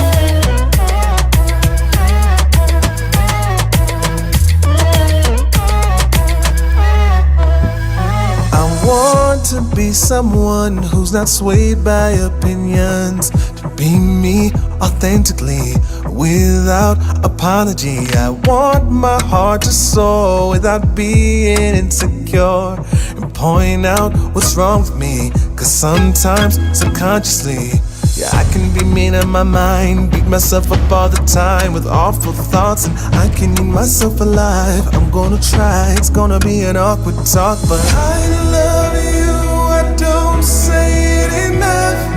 I love who you are, who you become. Don't know why I cannot hear it unless it comes from someone else, but I'ma find a way to finally feel it when I say it to myself. When I say it to myself,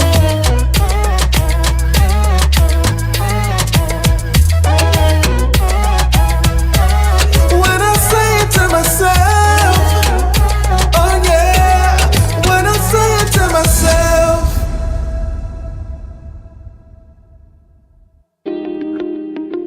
Well, I love that song. I really love that song. I know I'll be talking about this dude Andre Henry all the time. Unfortunately, yeah, Facebook, we've been trying to get that back on all day, and I don't know. I'm clearly not clicking something right. StreamYard says on one hand it's all good. They say on the other hand can't be connected. I don't understand. I don't know. It's above me now. So so I mean, at this point, I guess we ain't going live on Facebook today.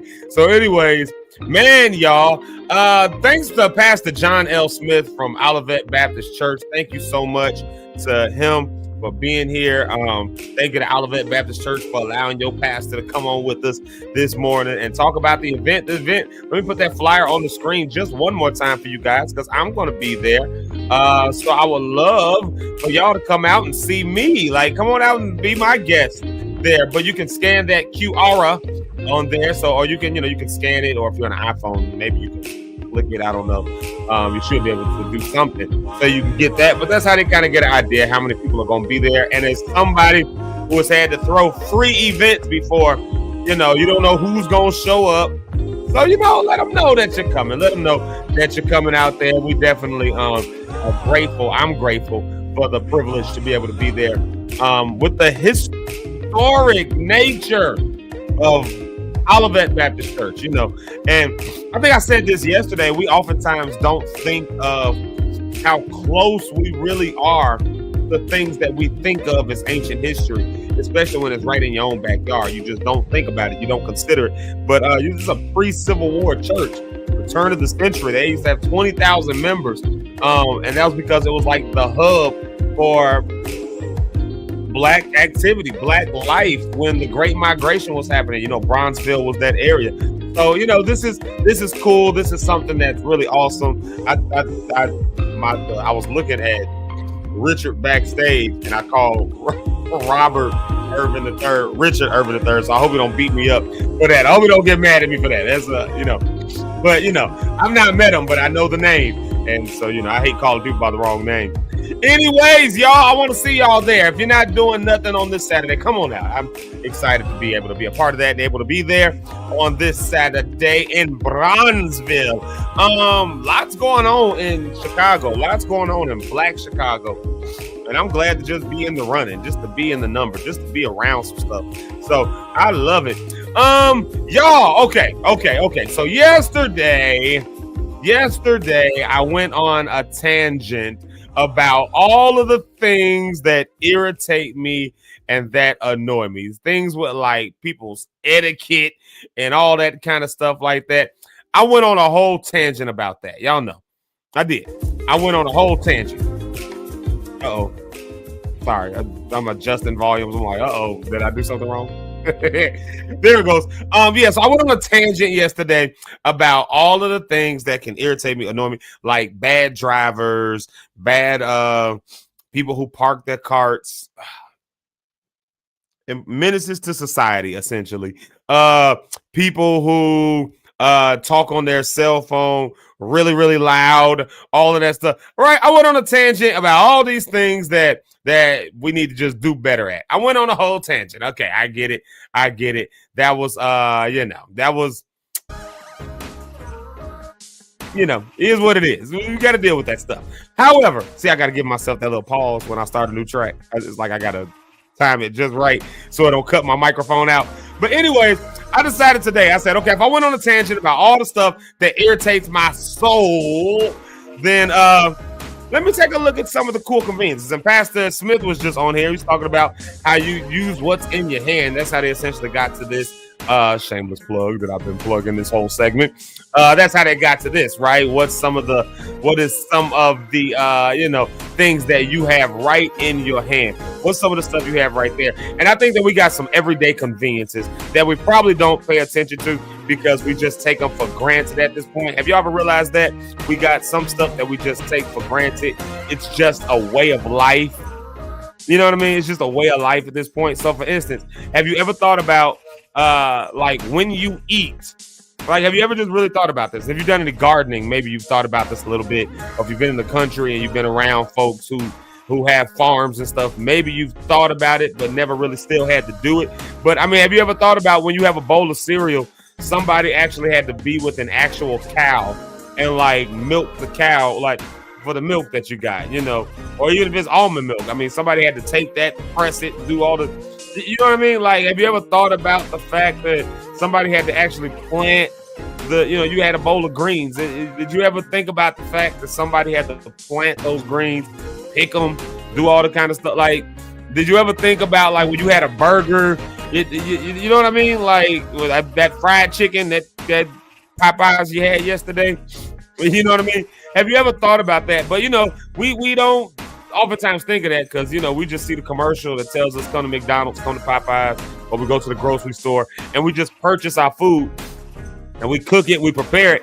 But very often, by and large, across the world, most people are not slaughtering their own meat and planting and picking their own vegetables, doing all that. So, you know, we consider just going to the grocery store. That's an everyday convenience that I think that is a luxury that if you go, you know, go back sometime and go back a few centuries even, go back maybe just a century and more people actually had to slaughter their own foods, like especially in rural areas, or they had to plant and pick their own vegetables and fruits and things like that. You know what I mean? But now we just go to the grocery store. So everyday convenience.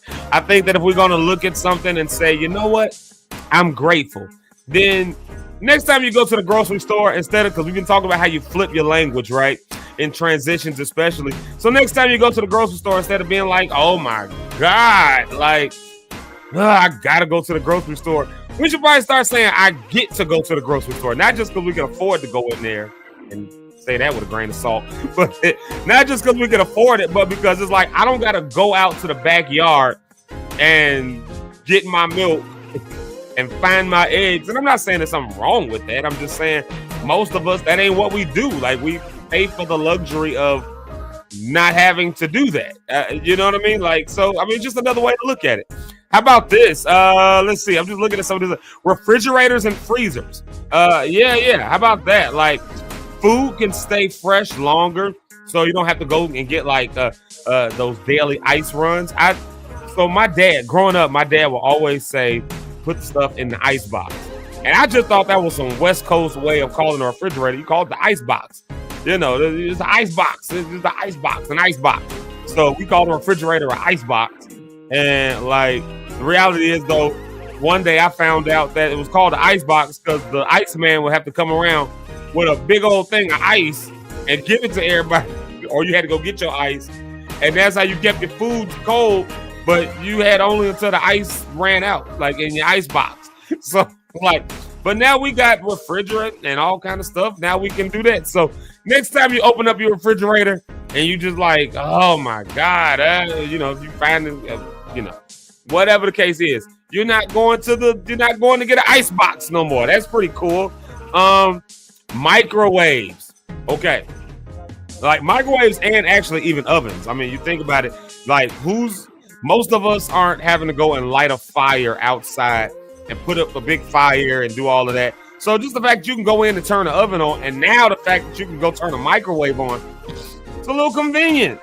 Dishwashers, we don't got a dishwasher in my house, so I don't know that convenient. I'm always in some old house that ain't got no dishwasher, so I just don't know that convenient. The closest thing I got to a dishwasher is my wife, and I won't be surprised if her hand comes in here and does that. By me just saying what I said. But y'all know what I mean. Running water. Okay, running water. Yes. And heaters. Water heaters, I'm sorry. Running water and water heaters. So specifically, you know, the water heaters where, you know, now you don't have to light a fire and boil your water and do all that to heat it up. But you got a water heater that does it automatically. You just turn on the faucet and we have running water. I come from actually a town I tell you all the time about Hopkins Park. There's still people out there right now. Well, maybe not as much as when I was coming up, but who don't have running water. They still use things like well water and all of that. So yeah. Washing machines and dryers instead of scrubbing. Can you imagine having to take your clothes on a washboard? And I'm not laughing at it. I'm just saying we so removed from ever having to do that until if it boiled down to us having to do it, we'd be all walking around with dirty clothes because we'd be trying to, you know, on that washboard, you know. But I was when I was in Kenya, I was in Kenya, Africa, and I remember seeing people out in the. I mean, as we was driving, we saw this a number of times. People out in rivers, like with their washboards and their buckets, and they were washing their clothes right there in the river they had this stuff and they had the, you know, like this just, and I just got to thinking like, my God, I'm so glad I don't have to do that. Like, I'm just, I'm not knocking it. I'm not upset. I'm just saying. I'm glad I ain't got to do that. You should be too. I mean, you ever thought about that? You know? Oh, toilets. Have you ever just thanked God for your toilet? Like next time in the middle of the night. Hold on, I gotta get a new track for this one. Because the mamas of the show might, you know, I gotta put on something a little more vibey. Because the mamas of the show might be like, ew. Speaking of the mamas of the show, real quick, just a side note, my mama is here saying good morning to the Lock Stars and saying she loves me. I love you too, mommy. I just saw her in there. And also, what's up, Miss Ursula Ellis? Good to see you in here. Yeah, but have you ever thought about this? Think about this. Think about this. Okay, just think about this. Middle of the night. You had some Oreo cookies. One too many Oreo cookies. Middle of the night. You wake up. You got that bubble in your gut. And some stuff just gotta come up. You gotta just come up, come down, whatever, however you want to look at it. It's the middle of the night. It's 3 a.m. It's dark outside. There's all kinds of scary animals, and owls are hooting, and coyotes are howling, and crickets are cricking, whatever they do. Like, you know what I mean? Like, and you got to use the bathroom. It's windy. It's a little bit chilly out there. The wind is blowing. Your sinus is already acting up. So now, you know what I mean? Can you imagine having to get up and go outside to take care of business? There's no light in this room, this outhouse. There's no light or anything for you. It's complete darkness. It's scary. It's windy. And you got to go out there and you got to take care of business out in the outhouse. So next time in the middle of the night, when you don't have to go out to an outhouse and you don't have to put on your boots and all that stuff to go use the restroom, all you got to do is go around the corner to your toilet, to your bathroom. You should maybe say, thank God, thank you, Lord, that I got a toilet and not an outhouse. Like, you know, that's a convenience that some people still to this day do not have. You should probably thank the Lord for that. That's a major convenience. Yeah. That one right there. Let's see here. I asked ChatGPT to give me a whole bunch of them. I gave them some ideas and some examples of what to do. So I'd say my own ones. Let's see here. GPS. Okay. GPS navigation. Next time you got directions, you know, and you're looking for somewhere to go and you just go to Google Maps or Apple Maps or whatever you use, and you get your directions read to you through a Bluetooth device and all that kind of stuff, you might need to say, thank you, Lord. I remember having to use an atlas or having to use a map. Like, and I don't know if that's dating myself and making myself sound old or something like that. But I mean, I remember when we had MapQuest, and that was like the biggest the biggest improvement to directions, because you didn't have to like read a map no more. All you had to do was follow the directions. They listed it out for you. And boy, we was like in the lap of luxury. And then TomTom came around and you had to have a little money to get a TomTom. And then they put it right on your phone, and all of a sudden your directions got read to you. So MapQuest is like not a thing unless you're like 55, 60 years. I still know some people be like, yeah, I put it on MapQuest. I was like, they still got that? Like, yeah, that's like a thing. Some people still MapQuesting, I guess. But anyways, the fact that you can get directions that way. I told y'all one of my favorite things to do is to go out to Las Vegas. I love going out to Las Vegas. I get a convertible and I just get lost. Like, I mean, no GPS, no nothing. I get lost. And do you know why I can do that? Because I know at any point in time, I just talking to my phone and say, take me to such and such. Now, where it becomes a real issue is when you do this in the middle of the night. And this actually happened to me. I think it was like last summer. I was way up in the hills somewhere in the middle of the night. I mean, the convertible is down, the top is down. And I realized I didn't have my charger cable with me. So I could not charge my phone up. And I was on like 3%. And I didn't have good reception, and I had no idea where I was, and it was the middle of the night. I was like, oh my Lord. Now that's a little scary. So at that point, you need to know something. I was just lost for a while. So I found a gas station I was able to find a gas station and able to like charge my phone up for a minute, and then they got me on home like 3:30 in the morning. But I got back to my parents' house. Like I was just lost. But I mean, look at that though. I mean, that would have been the whole thing. You used to have to stop at a gas station and ask somebody like, you know how to get to such. I'd be like, yeah, you turn down the corner and go down till you see a man with a boot, and you're gonna turn right when you see the man on the corner with the boot, and then you're gonna go all the way down till you see a pink house. When you see the pink house, go past the pink house until you turn right on the, so it's like take a right, left. That's how we used to get directions. There used to be a whole thing where wives used to be a joke, or it used to be like men don't ask for directions. We just keep going where we don't got to ask for it no more. Now we can put it in our MapQuest, not our MapQuest, Jesus Christ. We can put it in our Apple Maps or our Google Maps or whatever. And, we ain't got to ask for directions and let you think. We just make you think we know where we're going. So that's a win for men everywhere. Oh, let's see here. How about this? Vacuum cleaners. My God, there's one. Online shopping and shipping. That's, the way shipping and stuff is just an elevated trade to levels. That's why we all got all these rich billionaires and everything. But yeah, online shopping. Like we just got to deliver this morning. We needed some paper towels. My wife ordered them paper towels last night at like 10:30 at night.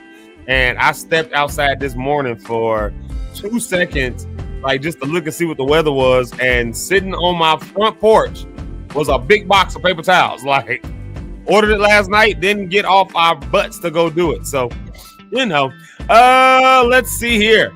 There's so many different things. Like we got all these things. Think about television and headphones. The fact that that used to be a novelty product. Headphones, like that used to be, if you wanted to listen to music, you used to have to go to a concert or something like that. You could just be sitting at home, riding in your car, listening to stuff. So, we got so many conveniences. And I think that what I'm saying is we should probably start thanking God for the technologies, the advancements, the other things that we have right at our disposal. I mean, could you imagine trying to live a dream, a dream? And for many people, they would never get past being able to have dreams because you can't have dreams. You gotta go out there and tend to the field. You can't have dreams. You don't got time to be lollygagging and daydreaming and reading books. You need to get out there and milk Gussie the cow, like or Bessie or whatever they used to call cows. Bessie, you need to go out there and so we live at a time now. Women, you had to like the cooking took a long time because wasn't all these pre-prepared meals and all that. You went and you got some beans and some rice and you had to choose the meats, and so just taking care of home was a full enough time job that a lot of women weren't able to push forward dreams. They didn't have time for that. Raising kids was a full-time job. But look at all these conveniences that we have around us, and we take them for granted. And oftentimes, they get on our nerves. Like I'm pissed off right now about Facebook not going live. But Jesus, I mean, just the fact that we can go live in the morning. Look how amazing that is. That was crazy work. That was crazy talk years ago. So we're doing good in the world today. And I think that we should take a time to pay attention to the good things that are around us. The good things, that's the good things. Look at this. My mother-in-law says that she and a resident just had a conversation. She works at a home. She said they had a conversation about milking the cow. That's what he did for a living before he joined the army. Like milking cows. Like, boy, could you imagine having to go out? If you want some milk, you got to go out and get it. Like, oh my God. Like some of y'all are so squeamish, you probably wouldn't even be able to. As soon as you see where it come from, you probably stop drinking milk. Yes, I like this. DoorDash is a great modern convenience. And now you can get your groceries off of Door. So you not even just food. Now they'll go doing grocery shop. I used to do DoorDash, and when they first introduced that grocery concept, I didn't get the memo, and all I knew is they sent me to like Dollar General, and I accepted the order. It was Dollar General or Walgreens or Jewel. It was one of them stores that's on there. But anyways, I'm thinking I'm going to pick something up that's prepared. They're like, okay, go to aisle such and such again. I'm like, hold on, I'm grocery shopping for somebody. What? No, this ain't what I signed up for. What the world? What the what? But look at the convenience of it. Look at the convenience of it. We can, we complain about prices. We complain about stuff, when people don't get it right, all that kind of stuff. But again, at the end of the day, like when you went to get your food, you went through you didn't even have to get out your car. Can you imagine? I heard a comedian talking about this one time. He said, "Can you imagine trying to explain to somebody from as he referenced it, a third world country? Like, can you imagine trying to explain to them how inconvenient your life is because they keep getting your order wrong at the McDonald's around the corner from you? You're talking about somebody who has to like go and slaughter their own meat or pick their own stuff, like." Or what about the people that actually have to go hunting for it? Like, this was human history. And now look at us with these conveniences. Like, you know, so maybe we should stop complaining about everything. Like I was complaining yesterday. Maybe we should stop complaining and, you know, and look at the convenience that we have and be grateful that God has blessed us with some of this stuff. And I think that's maybe a good way for us to maybe go into the rest of this week. You know, I think that might be a good way for to go into the rest of this week. We've got many conveniences in front of us. I tell you what, we're going to take a one-song music break right here. But when we get back, I've got somebody, y'all know him, y'all love him, of course. Y'all can pull on him. They always say pull on the preacher. Pull on him. It's Pastor Rich Holmes. When we come back, we're going to talk about some of these things and transitions. He's always good at these conversations, talking about moving and elevating.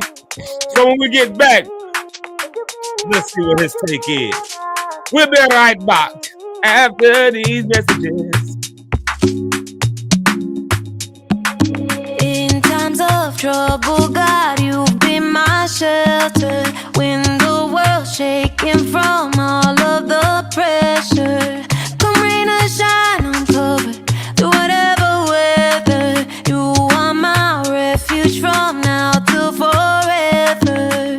You've been so good to me, yeah, you've been so good to me, yeah, you've been with you, I could do anything, 'cause you're my safety. There's a peace I can't deny, and I know I'll be alright, 'cause you're my safety.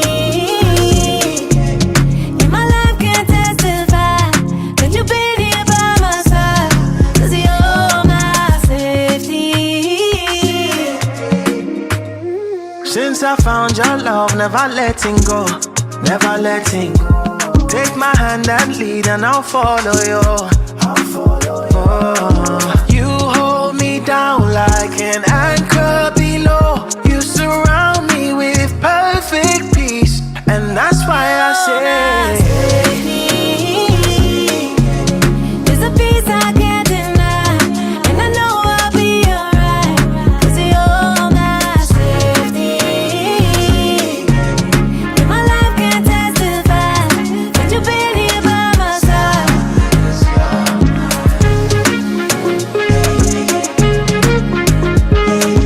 You're my safety, you're my safety. I follow, let you lead the way. Everywhere I go, every single day. Never wanna leave, I just wanna stay. In your loving arms, in your embrace. Never let me go, never let me go. When I'm on a high or even when I'm low, everything's aligned, I feel it in my soul.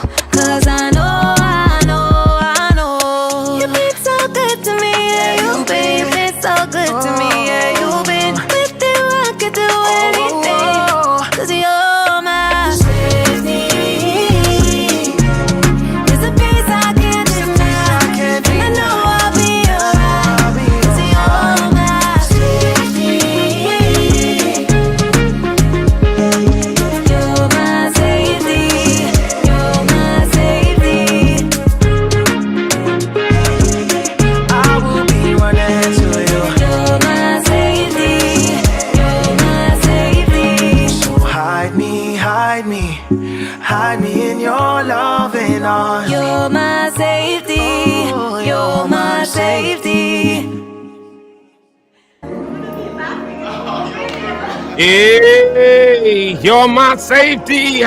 You are my safety. Hey, hey, hey, hey. I don't know what's going on with me this morning. All right, y'all. Y'all do me a favor. Put your hands together and welcome to the stage with me, my dog, my friend, my homie, my brethren, the one and only Pastor Rich Holmes. Yo, what's happening? Yo, How you doing, man? good man. How you feeling? I am yet holding on, man. I am yet holding on. Well, keep on keeping on. Thank you so much, man. Gotta keep on keeping on. Uh-oh, keep somebody on keeping hit me from. Oh man, watch that, man. Wait, what happened? Oh, I realized the door was open. I'm like, wait a minute, now there's somebody. But anyway, good morning, Lockstars. Everybody, how y'all feeling today? Hope y'all good. Yeah, they all in here. Miss Ursula Ellis says hello. Hey, what's happening, Miss Ursula Ellis? Hey. Yeah, man, it's crazy, man. This whole Facebook thing has been kind of messing me up, man. Throwing me off my square. Yeah. Yeah, we're gonna have to get that thing. I was trying to play with it like for like a couple of like a couple of the breaks, and I can't figure it out. So I don't know what's going on. So yeah, so get it. Rhonda's also showing some love. I do. I love managing. It's a great thing. I don't know I'd rather be doing that. Rhonda is such a superstar. Oh my goodness. She may not even need a manager. She just out here just moving. Girl, look at you. But no. I feel privileged. I got a chance to be on the Rhonda show yesterday. Oh, you did? Okay. How was that? Oh, listen, I'm can't tell me nothing. I'm a celebrity now. Let's go. Yeah, Zeke you know. and Rhonda on the screen together on Rhonda on the Rocks. Oh my goodness. On a different platform. That's all right there. It's a different platform, yeah. And there goes Mama Pastor Cynthia Cohen. Mama Pastor Cohen. What's going on? What's happening? I like that everybody just calls you Pastor Star now. That's so cool. Keep me lifted, y'all. Keep me in prayer, my God. Yeah. Well, that's a good segue actually right there, because I mean, talking about those transitions. I know we always checking in with you on the whole transition thing. I can only imagine. I can't wait to see that episode. I'm gonna tell you right now. I'm gonna see that. I can't wait to see that episode. To see Zeke on different platforms is great. I had him on that PKT platform. That was one different element of Zeke, but he's still Zeke anyway you go, right? But I would love to see how he is on the Round on the Rock show. That with a certified yapper. Oh man, I'm sure they had some great copies. Well, we had some good deep combo, some deep topics, some deep subject matter, some personal stuff, so that was all good. Look at this, my mother-in-law saying, good morning, Pastor. Hey, good morning. Miss Mother-in-law. I listen, I hear so many good things about you all the time. I was just going to say, have you met my mother-in-law? I have. I don't think I met her. I feel like I have, but I don't think I have actually formally. I don't know, because she wasn't at the wedding either. Like, she wasn't. Yeah, she ended up sick. Yeah, she was sick. Nobody was there. It was just us, and then except everybody was like, it was like me, my wife, my pastor, and that was it. I was like, but then my best friend had to show up because he was like, nigga, after 20 years, I'm gonna be there. Like, hey, come on, who's gonna miss Zeke getting married? Like, who? No, not me. I will be there. I don't care where you're gonna be, in the office, you can be in a box. I don't care where you was at. I was gonna be there on the way, me and the wife. I gotta see this with my own eyes. I want to see the ink dry. I want to be right here. I want to see it. Well, we got to throw something together anyways. Hopefully my wife can stay well enough that we can plan something and everybody get a chance to be together. We wanted to do something at the beach. Remember, we was talking about that in August, and then August was just what August was. Yeah, so we didn't get a chance to do that. Y'all did it together. Y'all did it a good way. Yeah. We'll be happy on the sideline. It's all good. I feel that. But we're always checking in with you, asking you about the transitions and the changes that you making in your life right now, transitioning into that pastorship. That's the word, but you were saying that y'all pray for me. So how's that transition going? I mean, are you, I guess the question I got for today, not just how's it going, but are you noticing some things that are while you're in this transition period that you're having to take some losses on? I don't mean losses that every loss is a bad loss, but maybe there's some sacrifice, some loss, some things that you got to kind of just give up. For instance, you can figure that out, Sure. But like, some things you might have to give up that now is like changing your life. You're like, oh my God, like I can't do that no more. And I really enjoyed that. Or you just moved on from it. You're like, I used to really enjoy that. And I looked up and now it's a year later and I'm like, I haven't done this in a while and I really got time to do it. What's that like? Man, it's interesting, man. It's definitely a process. It's definitely a journey. One of the things that I'm really learning now is how to really get more involved in the community. And you know how I used to just be like, well, I guess somebody else gonna do it. No, it ain't the somebody else. It's me. So it's that point of having to take that sacrifice. If no one can get to the church at a certain time, well, let me get there. If no one can get to a community meeting, let me be the one to get there. So it's more or less like that. Like my son had basketball. Like last night, I went to a community event in Bronzeville, right, to really build our community. I thought it was a great initiative. And I missed my son basketball training. Oh my goodness, I love being with my son and his training. But again, it was just training, you know what I'm saying? And I was like, it's not a game. But those are moments that I may have to kind of just miss out on. Don't plan on missing out on a lot of them, but that's something I'm learning how to transition, how to balance that, right? So that I am seen in the community, that the church, that we have a presence, we have someone here that wants to uplift it, that wants to be connected, while still being a great father to my son, you know, and showing him that I'm not missing your moments either. You know what I mean? So I think that's something that I'm learning how to work with during this transition as well. Yeah, no, you just brought something real good because, you know, in times past, there's a lot of, and this may be a little bit of chat PKT talk right here for the people, but in times past, and we know a lot of PKs, we know this, who don't have really good relationships behind the scenes with like their father, who was the pastor. You know what I mean? They don't necessarily have really good, like they got a relationship with them. They know their dad, that it's not like their dad wasn't there, but at the same time, their dad wasn't there, like, you know what I mean? Like, and I'm being more specific about fathers who were pastors, because mostly historically it was fathers who would have been a father as opposed to a woman. Not saying we didn't have women pastors and stuff, but it just wasn't as common.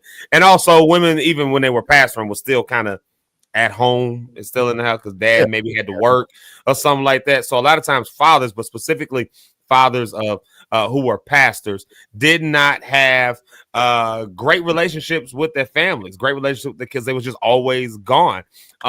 So like when I hear you saying that, you know, like, hey, I had to miss something with my son, but I don't plan on missing a whole lot of stuff with him. Like, I'm being intentional about being there. It seems like that's a new wave in pastorship. You know what I'm saying?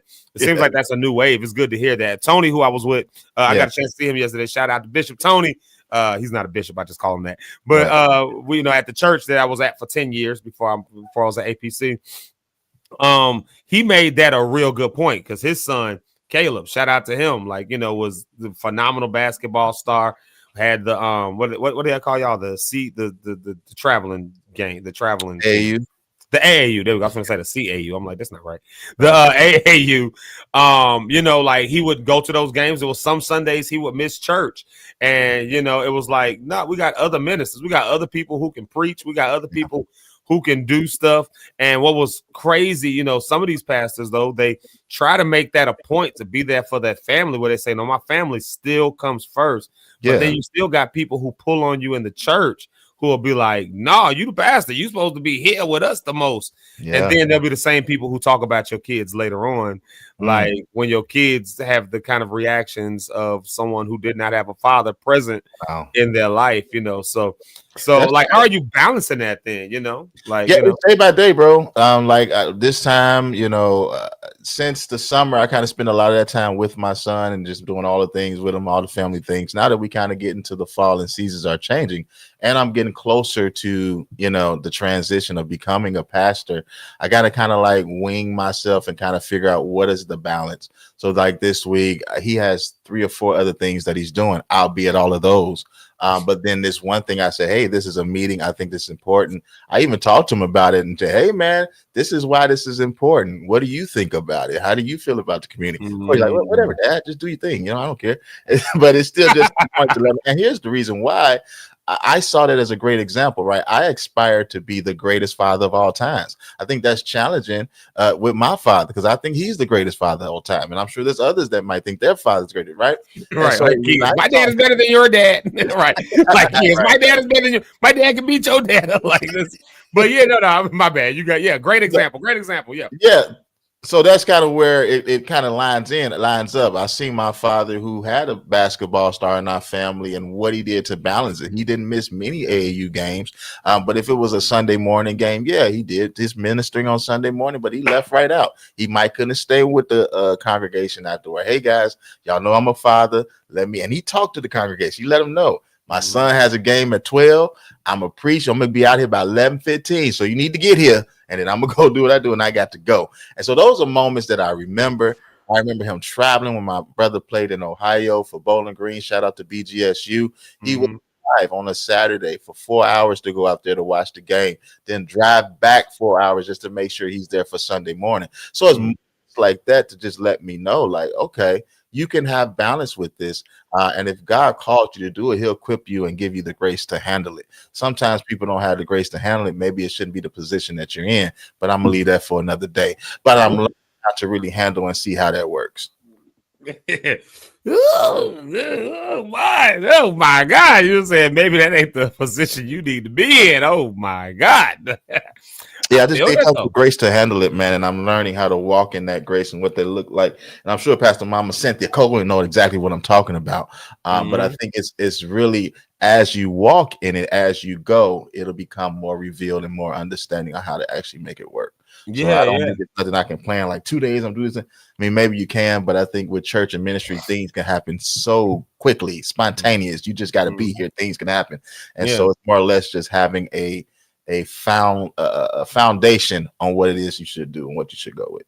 Yeah, like really, like just like my hours on my hours, almost. Yeah, like Red on the 5 heartbeats. Like my hours are right. Maybe every pastor needs that. They need somebody who will just take and not to even just, right and to speak to not just pastors, because I've even seen as CEOs and business owners and other things that when that business, whatever it is you're doing, and it's primary, and this is your focus, is your goal. You're trying to build this. You're trying to make this be the greatest thing ever.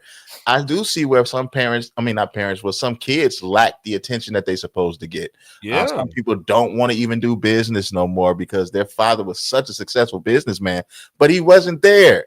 He wasn't present. Even with athletes, they're out here. They miss moments with their kids. Some people don't see their kids until they're 16. Why? Because they had to play 15 years in the NBA, 15 years in whatever organization that they were in, and it didn't cost for them to have that much time with the kids growing up, and they missed out on so much. And now that's why they're trying to be in the back end now, 16, 17, I'm done. Let me do everything with them.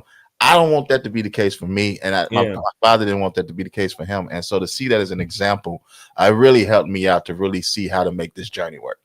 Yeah, no, that's so good right there, though. That's so for real. I like you brought that up too, like CEOs, because I was bringing up the pastor thing, of course, with that being the context of what you're going into. But you brought up a good point, like when you talk about business leaders, when you talk about politicians, like people who's when they're excelling in the the politics world, entertainers, children of entertainers. There's another one, man, that just got principles, bro. I didn't realize. I'm thinking with principals, you're gonna be with kids all the time. Of course, you're gonna have time for your kids, and some kids are like, no, we have issues. PKs, principal kids. That's a whole nother show you need to have. I was like, what? Had no idea, bro. But it's like they have so much love for all these other kids that they don't get the same love, or they don't feel different or special. You know what I mean? It's like I'm just like all the other kids. You know what I mean? And so I think that's another. You know what I mean? It's a lot of different areas to work in there. I think parenting in itself is a journey and balancing whatever career you in. Of course, I chose going to be a pastor, but a calling of a pastor versus career, and it's just like how does that balance with all of that we're doing and everything that we're getting? When you get them kids, bro, they need us in this next generation, right? You can't keep arguing and talking about they can't get it and they stupid and dumb. They ain't that stupid and dumb. They're actually really, really smart. Okay. They're really, really smart. And have a conversation with them. It'll really help you out where you at in life, even right now, if you let it. Right. Yeah. But it's just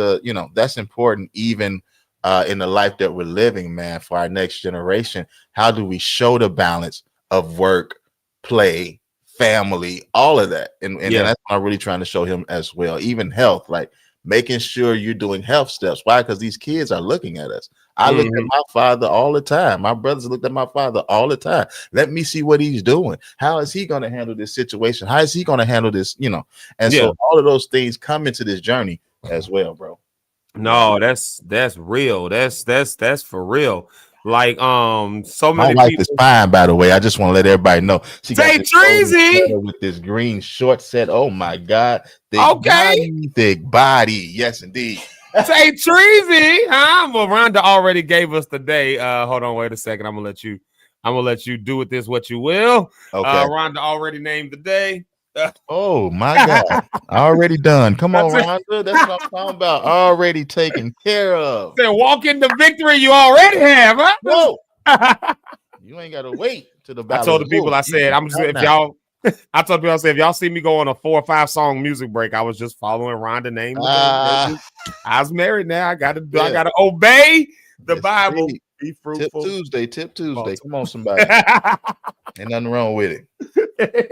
No, man. Yeah, that's such good conversation though. All this stuff about like finding that balance and finding that even when it comes time like for your kids and stuff like that. But what about some other stuff? I mean, some other stuff that maybe you've had to like has that affected, for instance, maybe like and this is just general adulting, but like you're hanging out, like ability to see friends or just to just drop at a dime to go to somebody's birthday party. It's like, the birthday party there. I won't miss my son's game, but I gotta miss his birthday party for this meeting instead. Like, absolutely. I mean, it's like, and friends start dropping friends off, and not because y'all had a falling out, but just because you stopped showing up stuff. Like, you know what I mean? Have you been seeing something like that? Maybe No, absolutely. You can see a change in friendship. And a couple of people, you had to redefine the relationship. Hey, man, listen, I see this is what's going on. This is what's happening right now.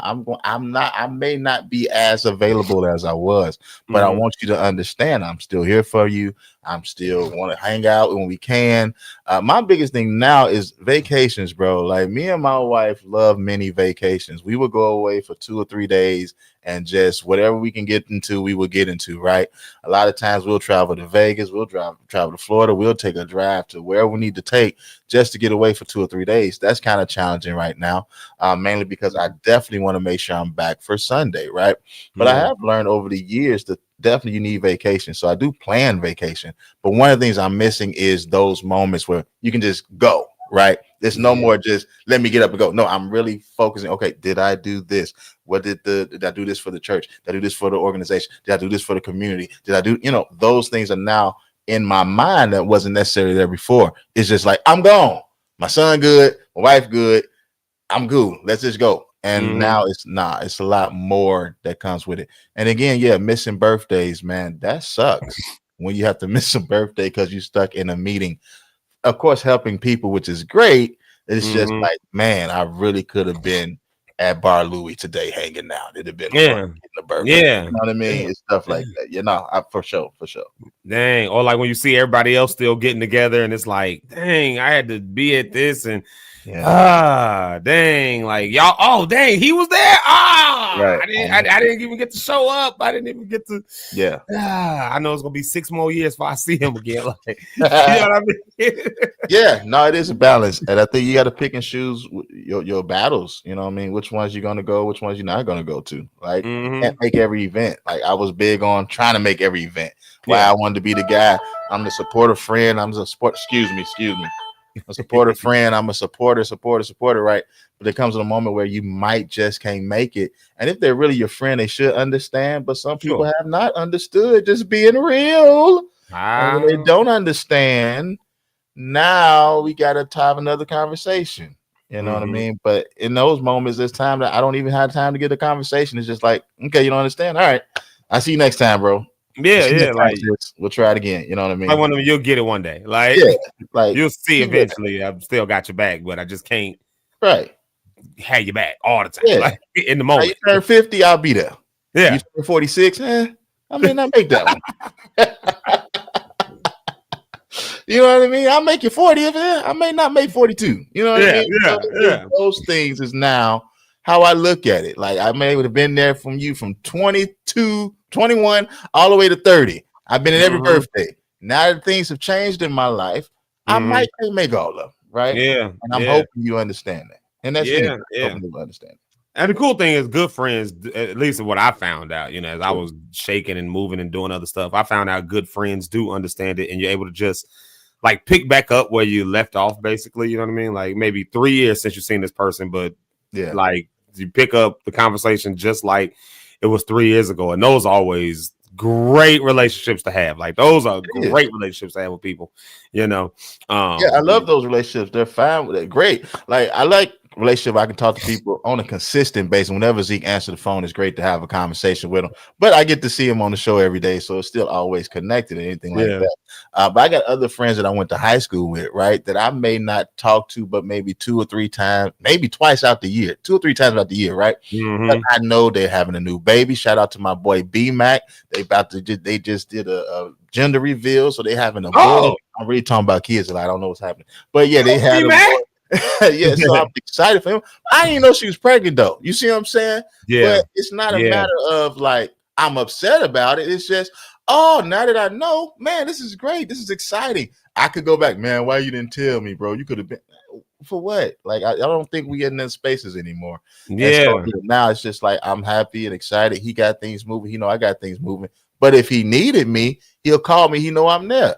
When I need him, he called me no there. He said, I'm having a big this, that, and the other. I need you to be here. I'm there, bro. Let me figure it out. I'm gonna move this around. I'll be there. Why? Because he don't never call me too much. And there's something he don't call me to actually be his stuff so much. You know what I mean? And so that's a big thing to me as well. And I think that goes with whatever position you in, learning how to compartmentalize. Is that the word? I think that's it. Learning how to put things in boxes. I'll just say that to break it down a little further. Compartmentalize. Yeah, there it is. Compartmentalize. There you go. You got to put those things in different places. You know what I mean? To make it work to your advantage for your good. So that's what. No, that's real. That's real. That's real right there. We like to get the check in with you, because I think something we have real cool right here for the Lock Stars. Y'all might not realize how cool this is, but. There was a time where the pastor was just, the pastor, and he just showed up one day and he was the pastor. But like actually getting to ask, like, what were your steps? Like, how did you get to, what does this feel like? Yeah. So it's really cool to watch the transition happening and ask you all these questions all the time, for all of us who grew up in church spaces. Because again, like I said, oftentimes we just show up and it just passes. You know what I mean?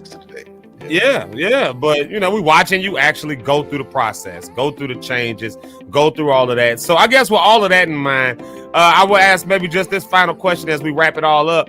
I would just ask this question. Maybe you can minister to the people a little bit. Of course, we talked a lot about when you have elevation, when you have some change, all that. There are some losses that you just take. It is what it is. It's not always because of a fight. It's not always because of a death or unaliving situation. Sometimes it's just your schedule changes, and so you lose out on some of those things, or you lose out on some connections you may have once had, or the depth of the connection you had, all that kind of stuff. What kind of encouraging word could you give people that you're learning in this season to keep pressing forward, even in the face of loss and change? Because when losses, that you grieve losses, people grieve losses, but of course you got to keep moving. So what kind of word of encouragement could you give people as we wrap it up? And I'll let you just take it from there. And you know the drill. One of the first things I would say is dealing with fear. Don't be afraid or fearful for the change. Learn how to lean, or fearful for the losses. Learn how to lean into the lesson from the loss. Again, I'm always big on that losses are part of the successful journey. It's just about what can you learn from it. What is the lesson I can get from this? And then also from that lesson, it's something I wanted to say. Because the thing is going to always happen, but you can only control really what you can control.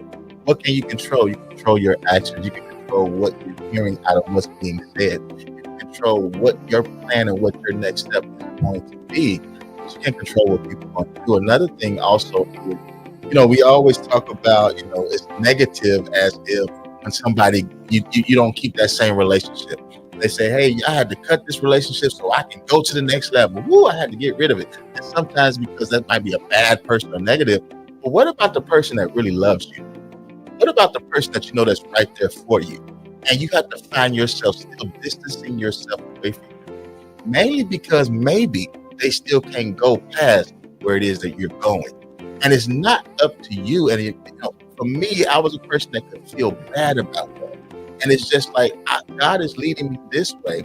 And this person may not be able to go there with me, but I don't treat them bad now. I don't treat them wrong now. It's just, this was maybe where we're at right here. And I'm going over this place right there. Just like you're going over here. And I might can go with you over there.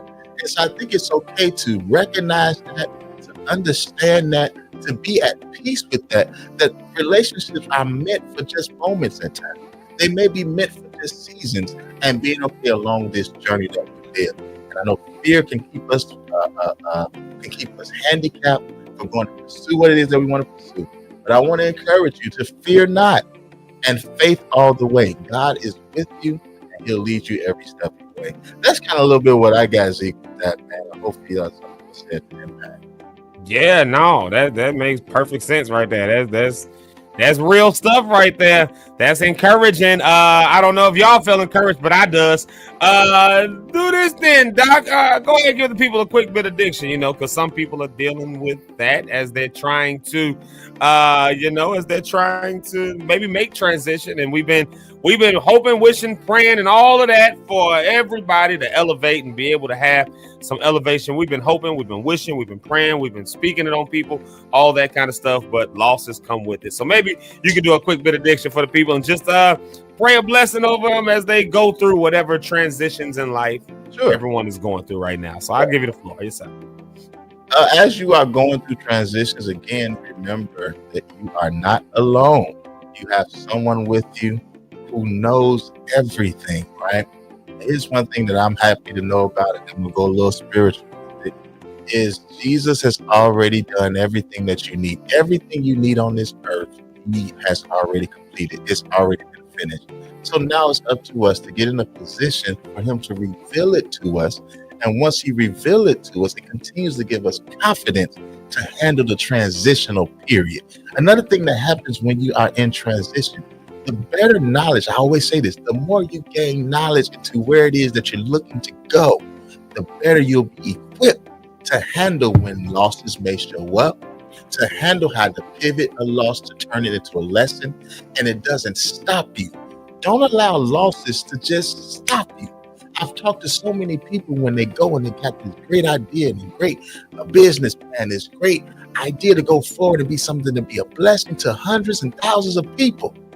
One incident happens and it stops them. And we don't hear no more about that book. We don't hear no more about that project. We don't hear no more about that movie. And I want to encourage you as you are transitioning from maybe even being an employer, and now you're starting to start your own business. Things are going to happen, but don't stop at the first thing that tries to knock you down. No, we got to push past that.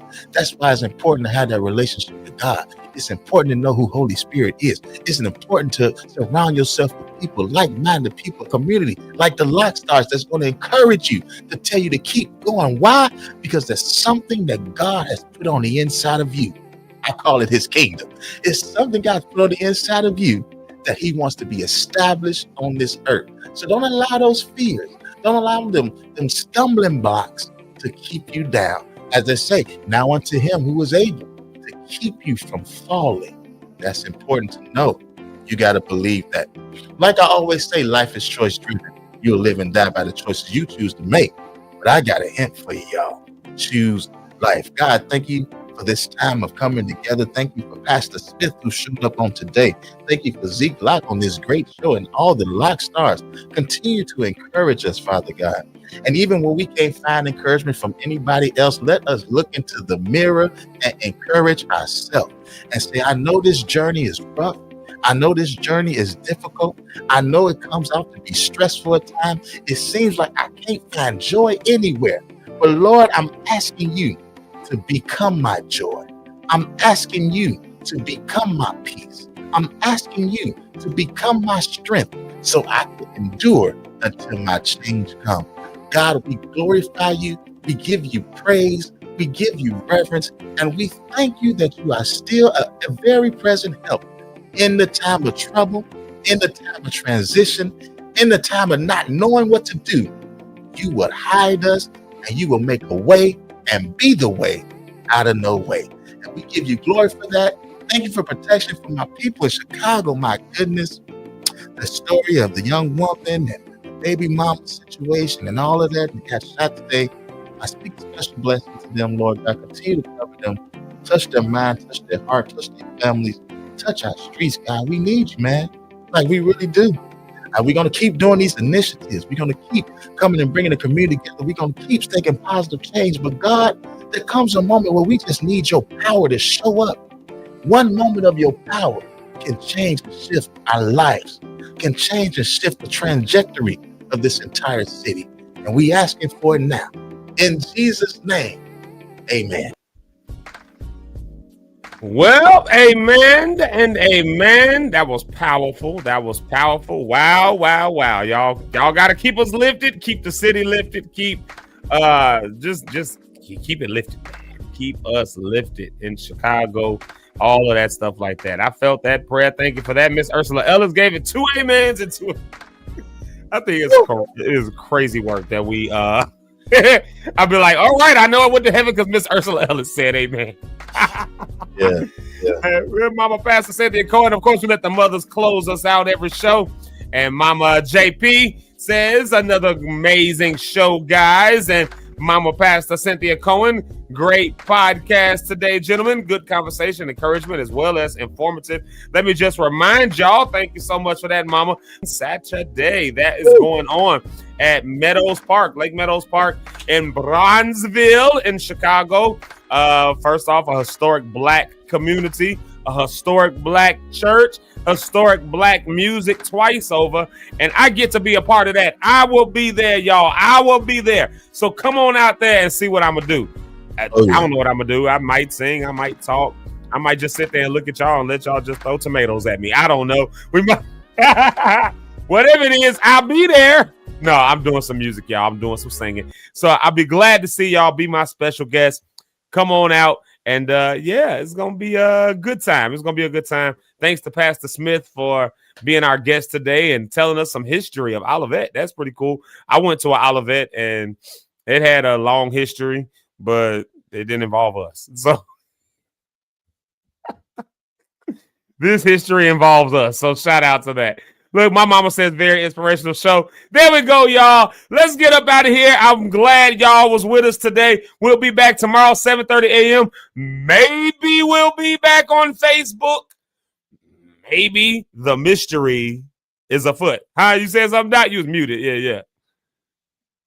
Oh, okay. Well, the mystery is afoot. Maybe we'll be on Facebook tomorrow. If not, you can catch us on YouTube and Twitch. So, what's up, Selena from Twitch? There she is right there. Somebody named Selena on Twitch. See, I told y'all we on Twitch. We on Twitch.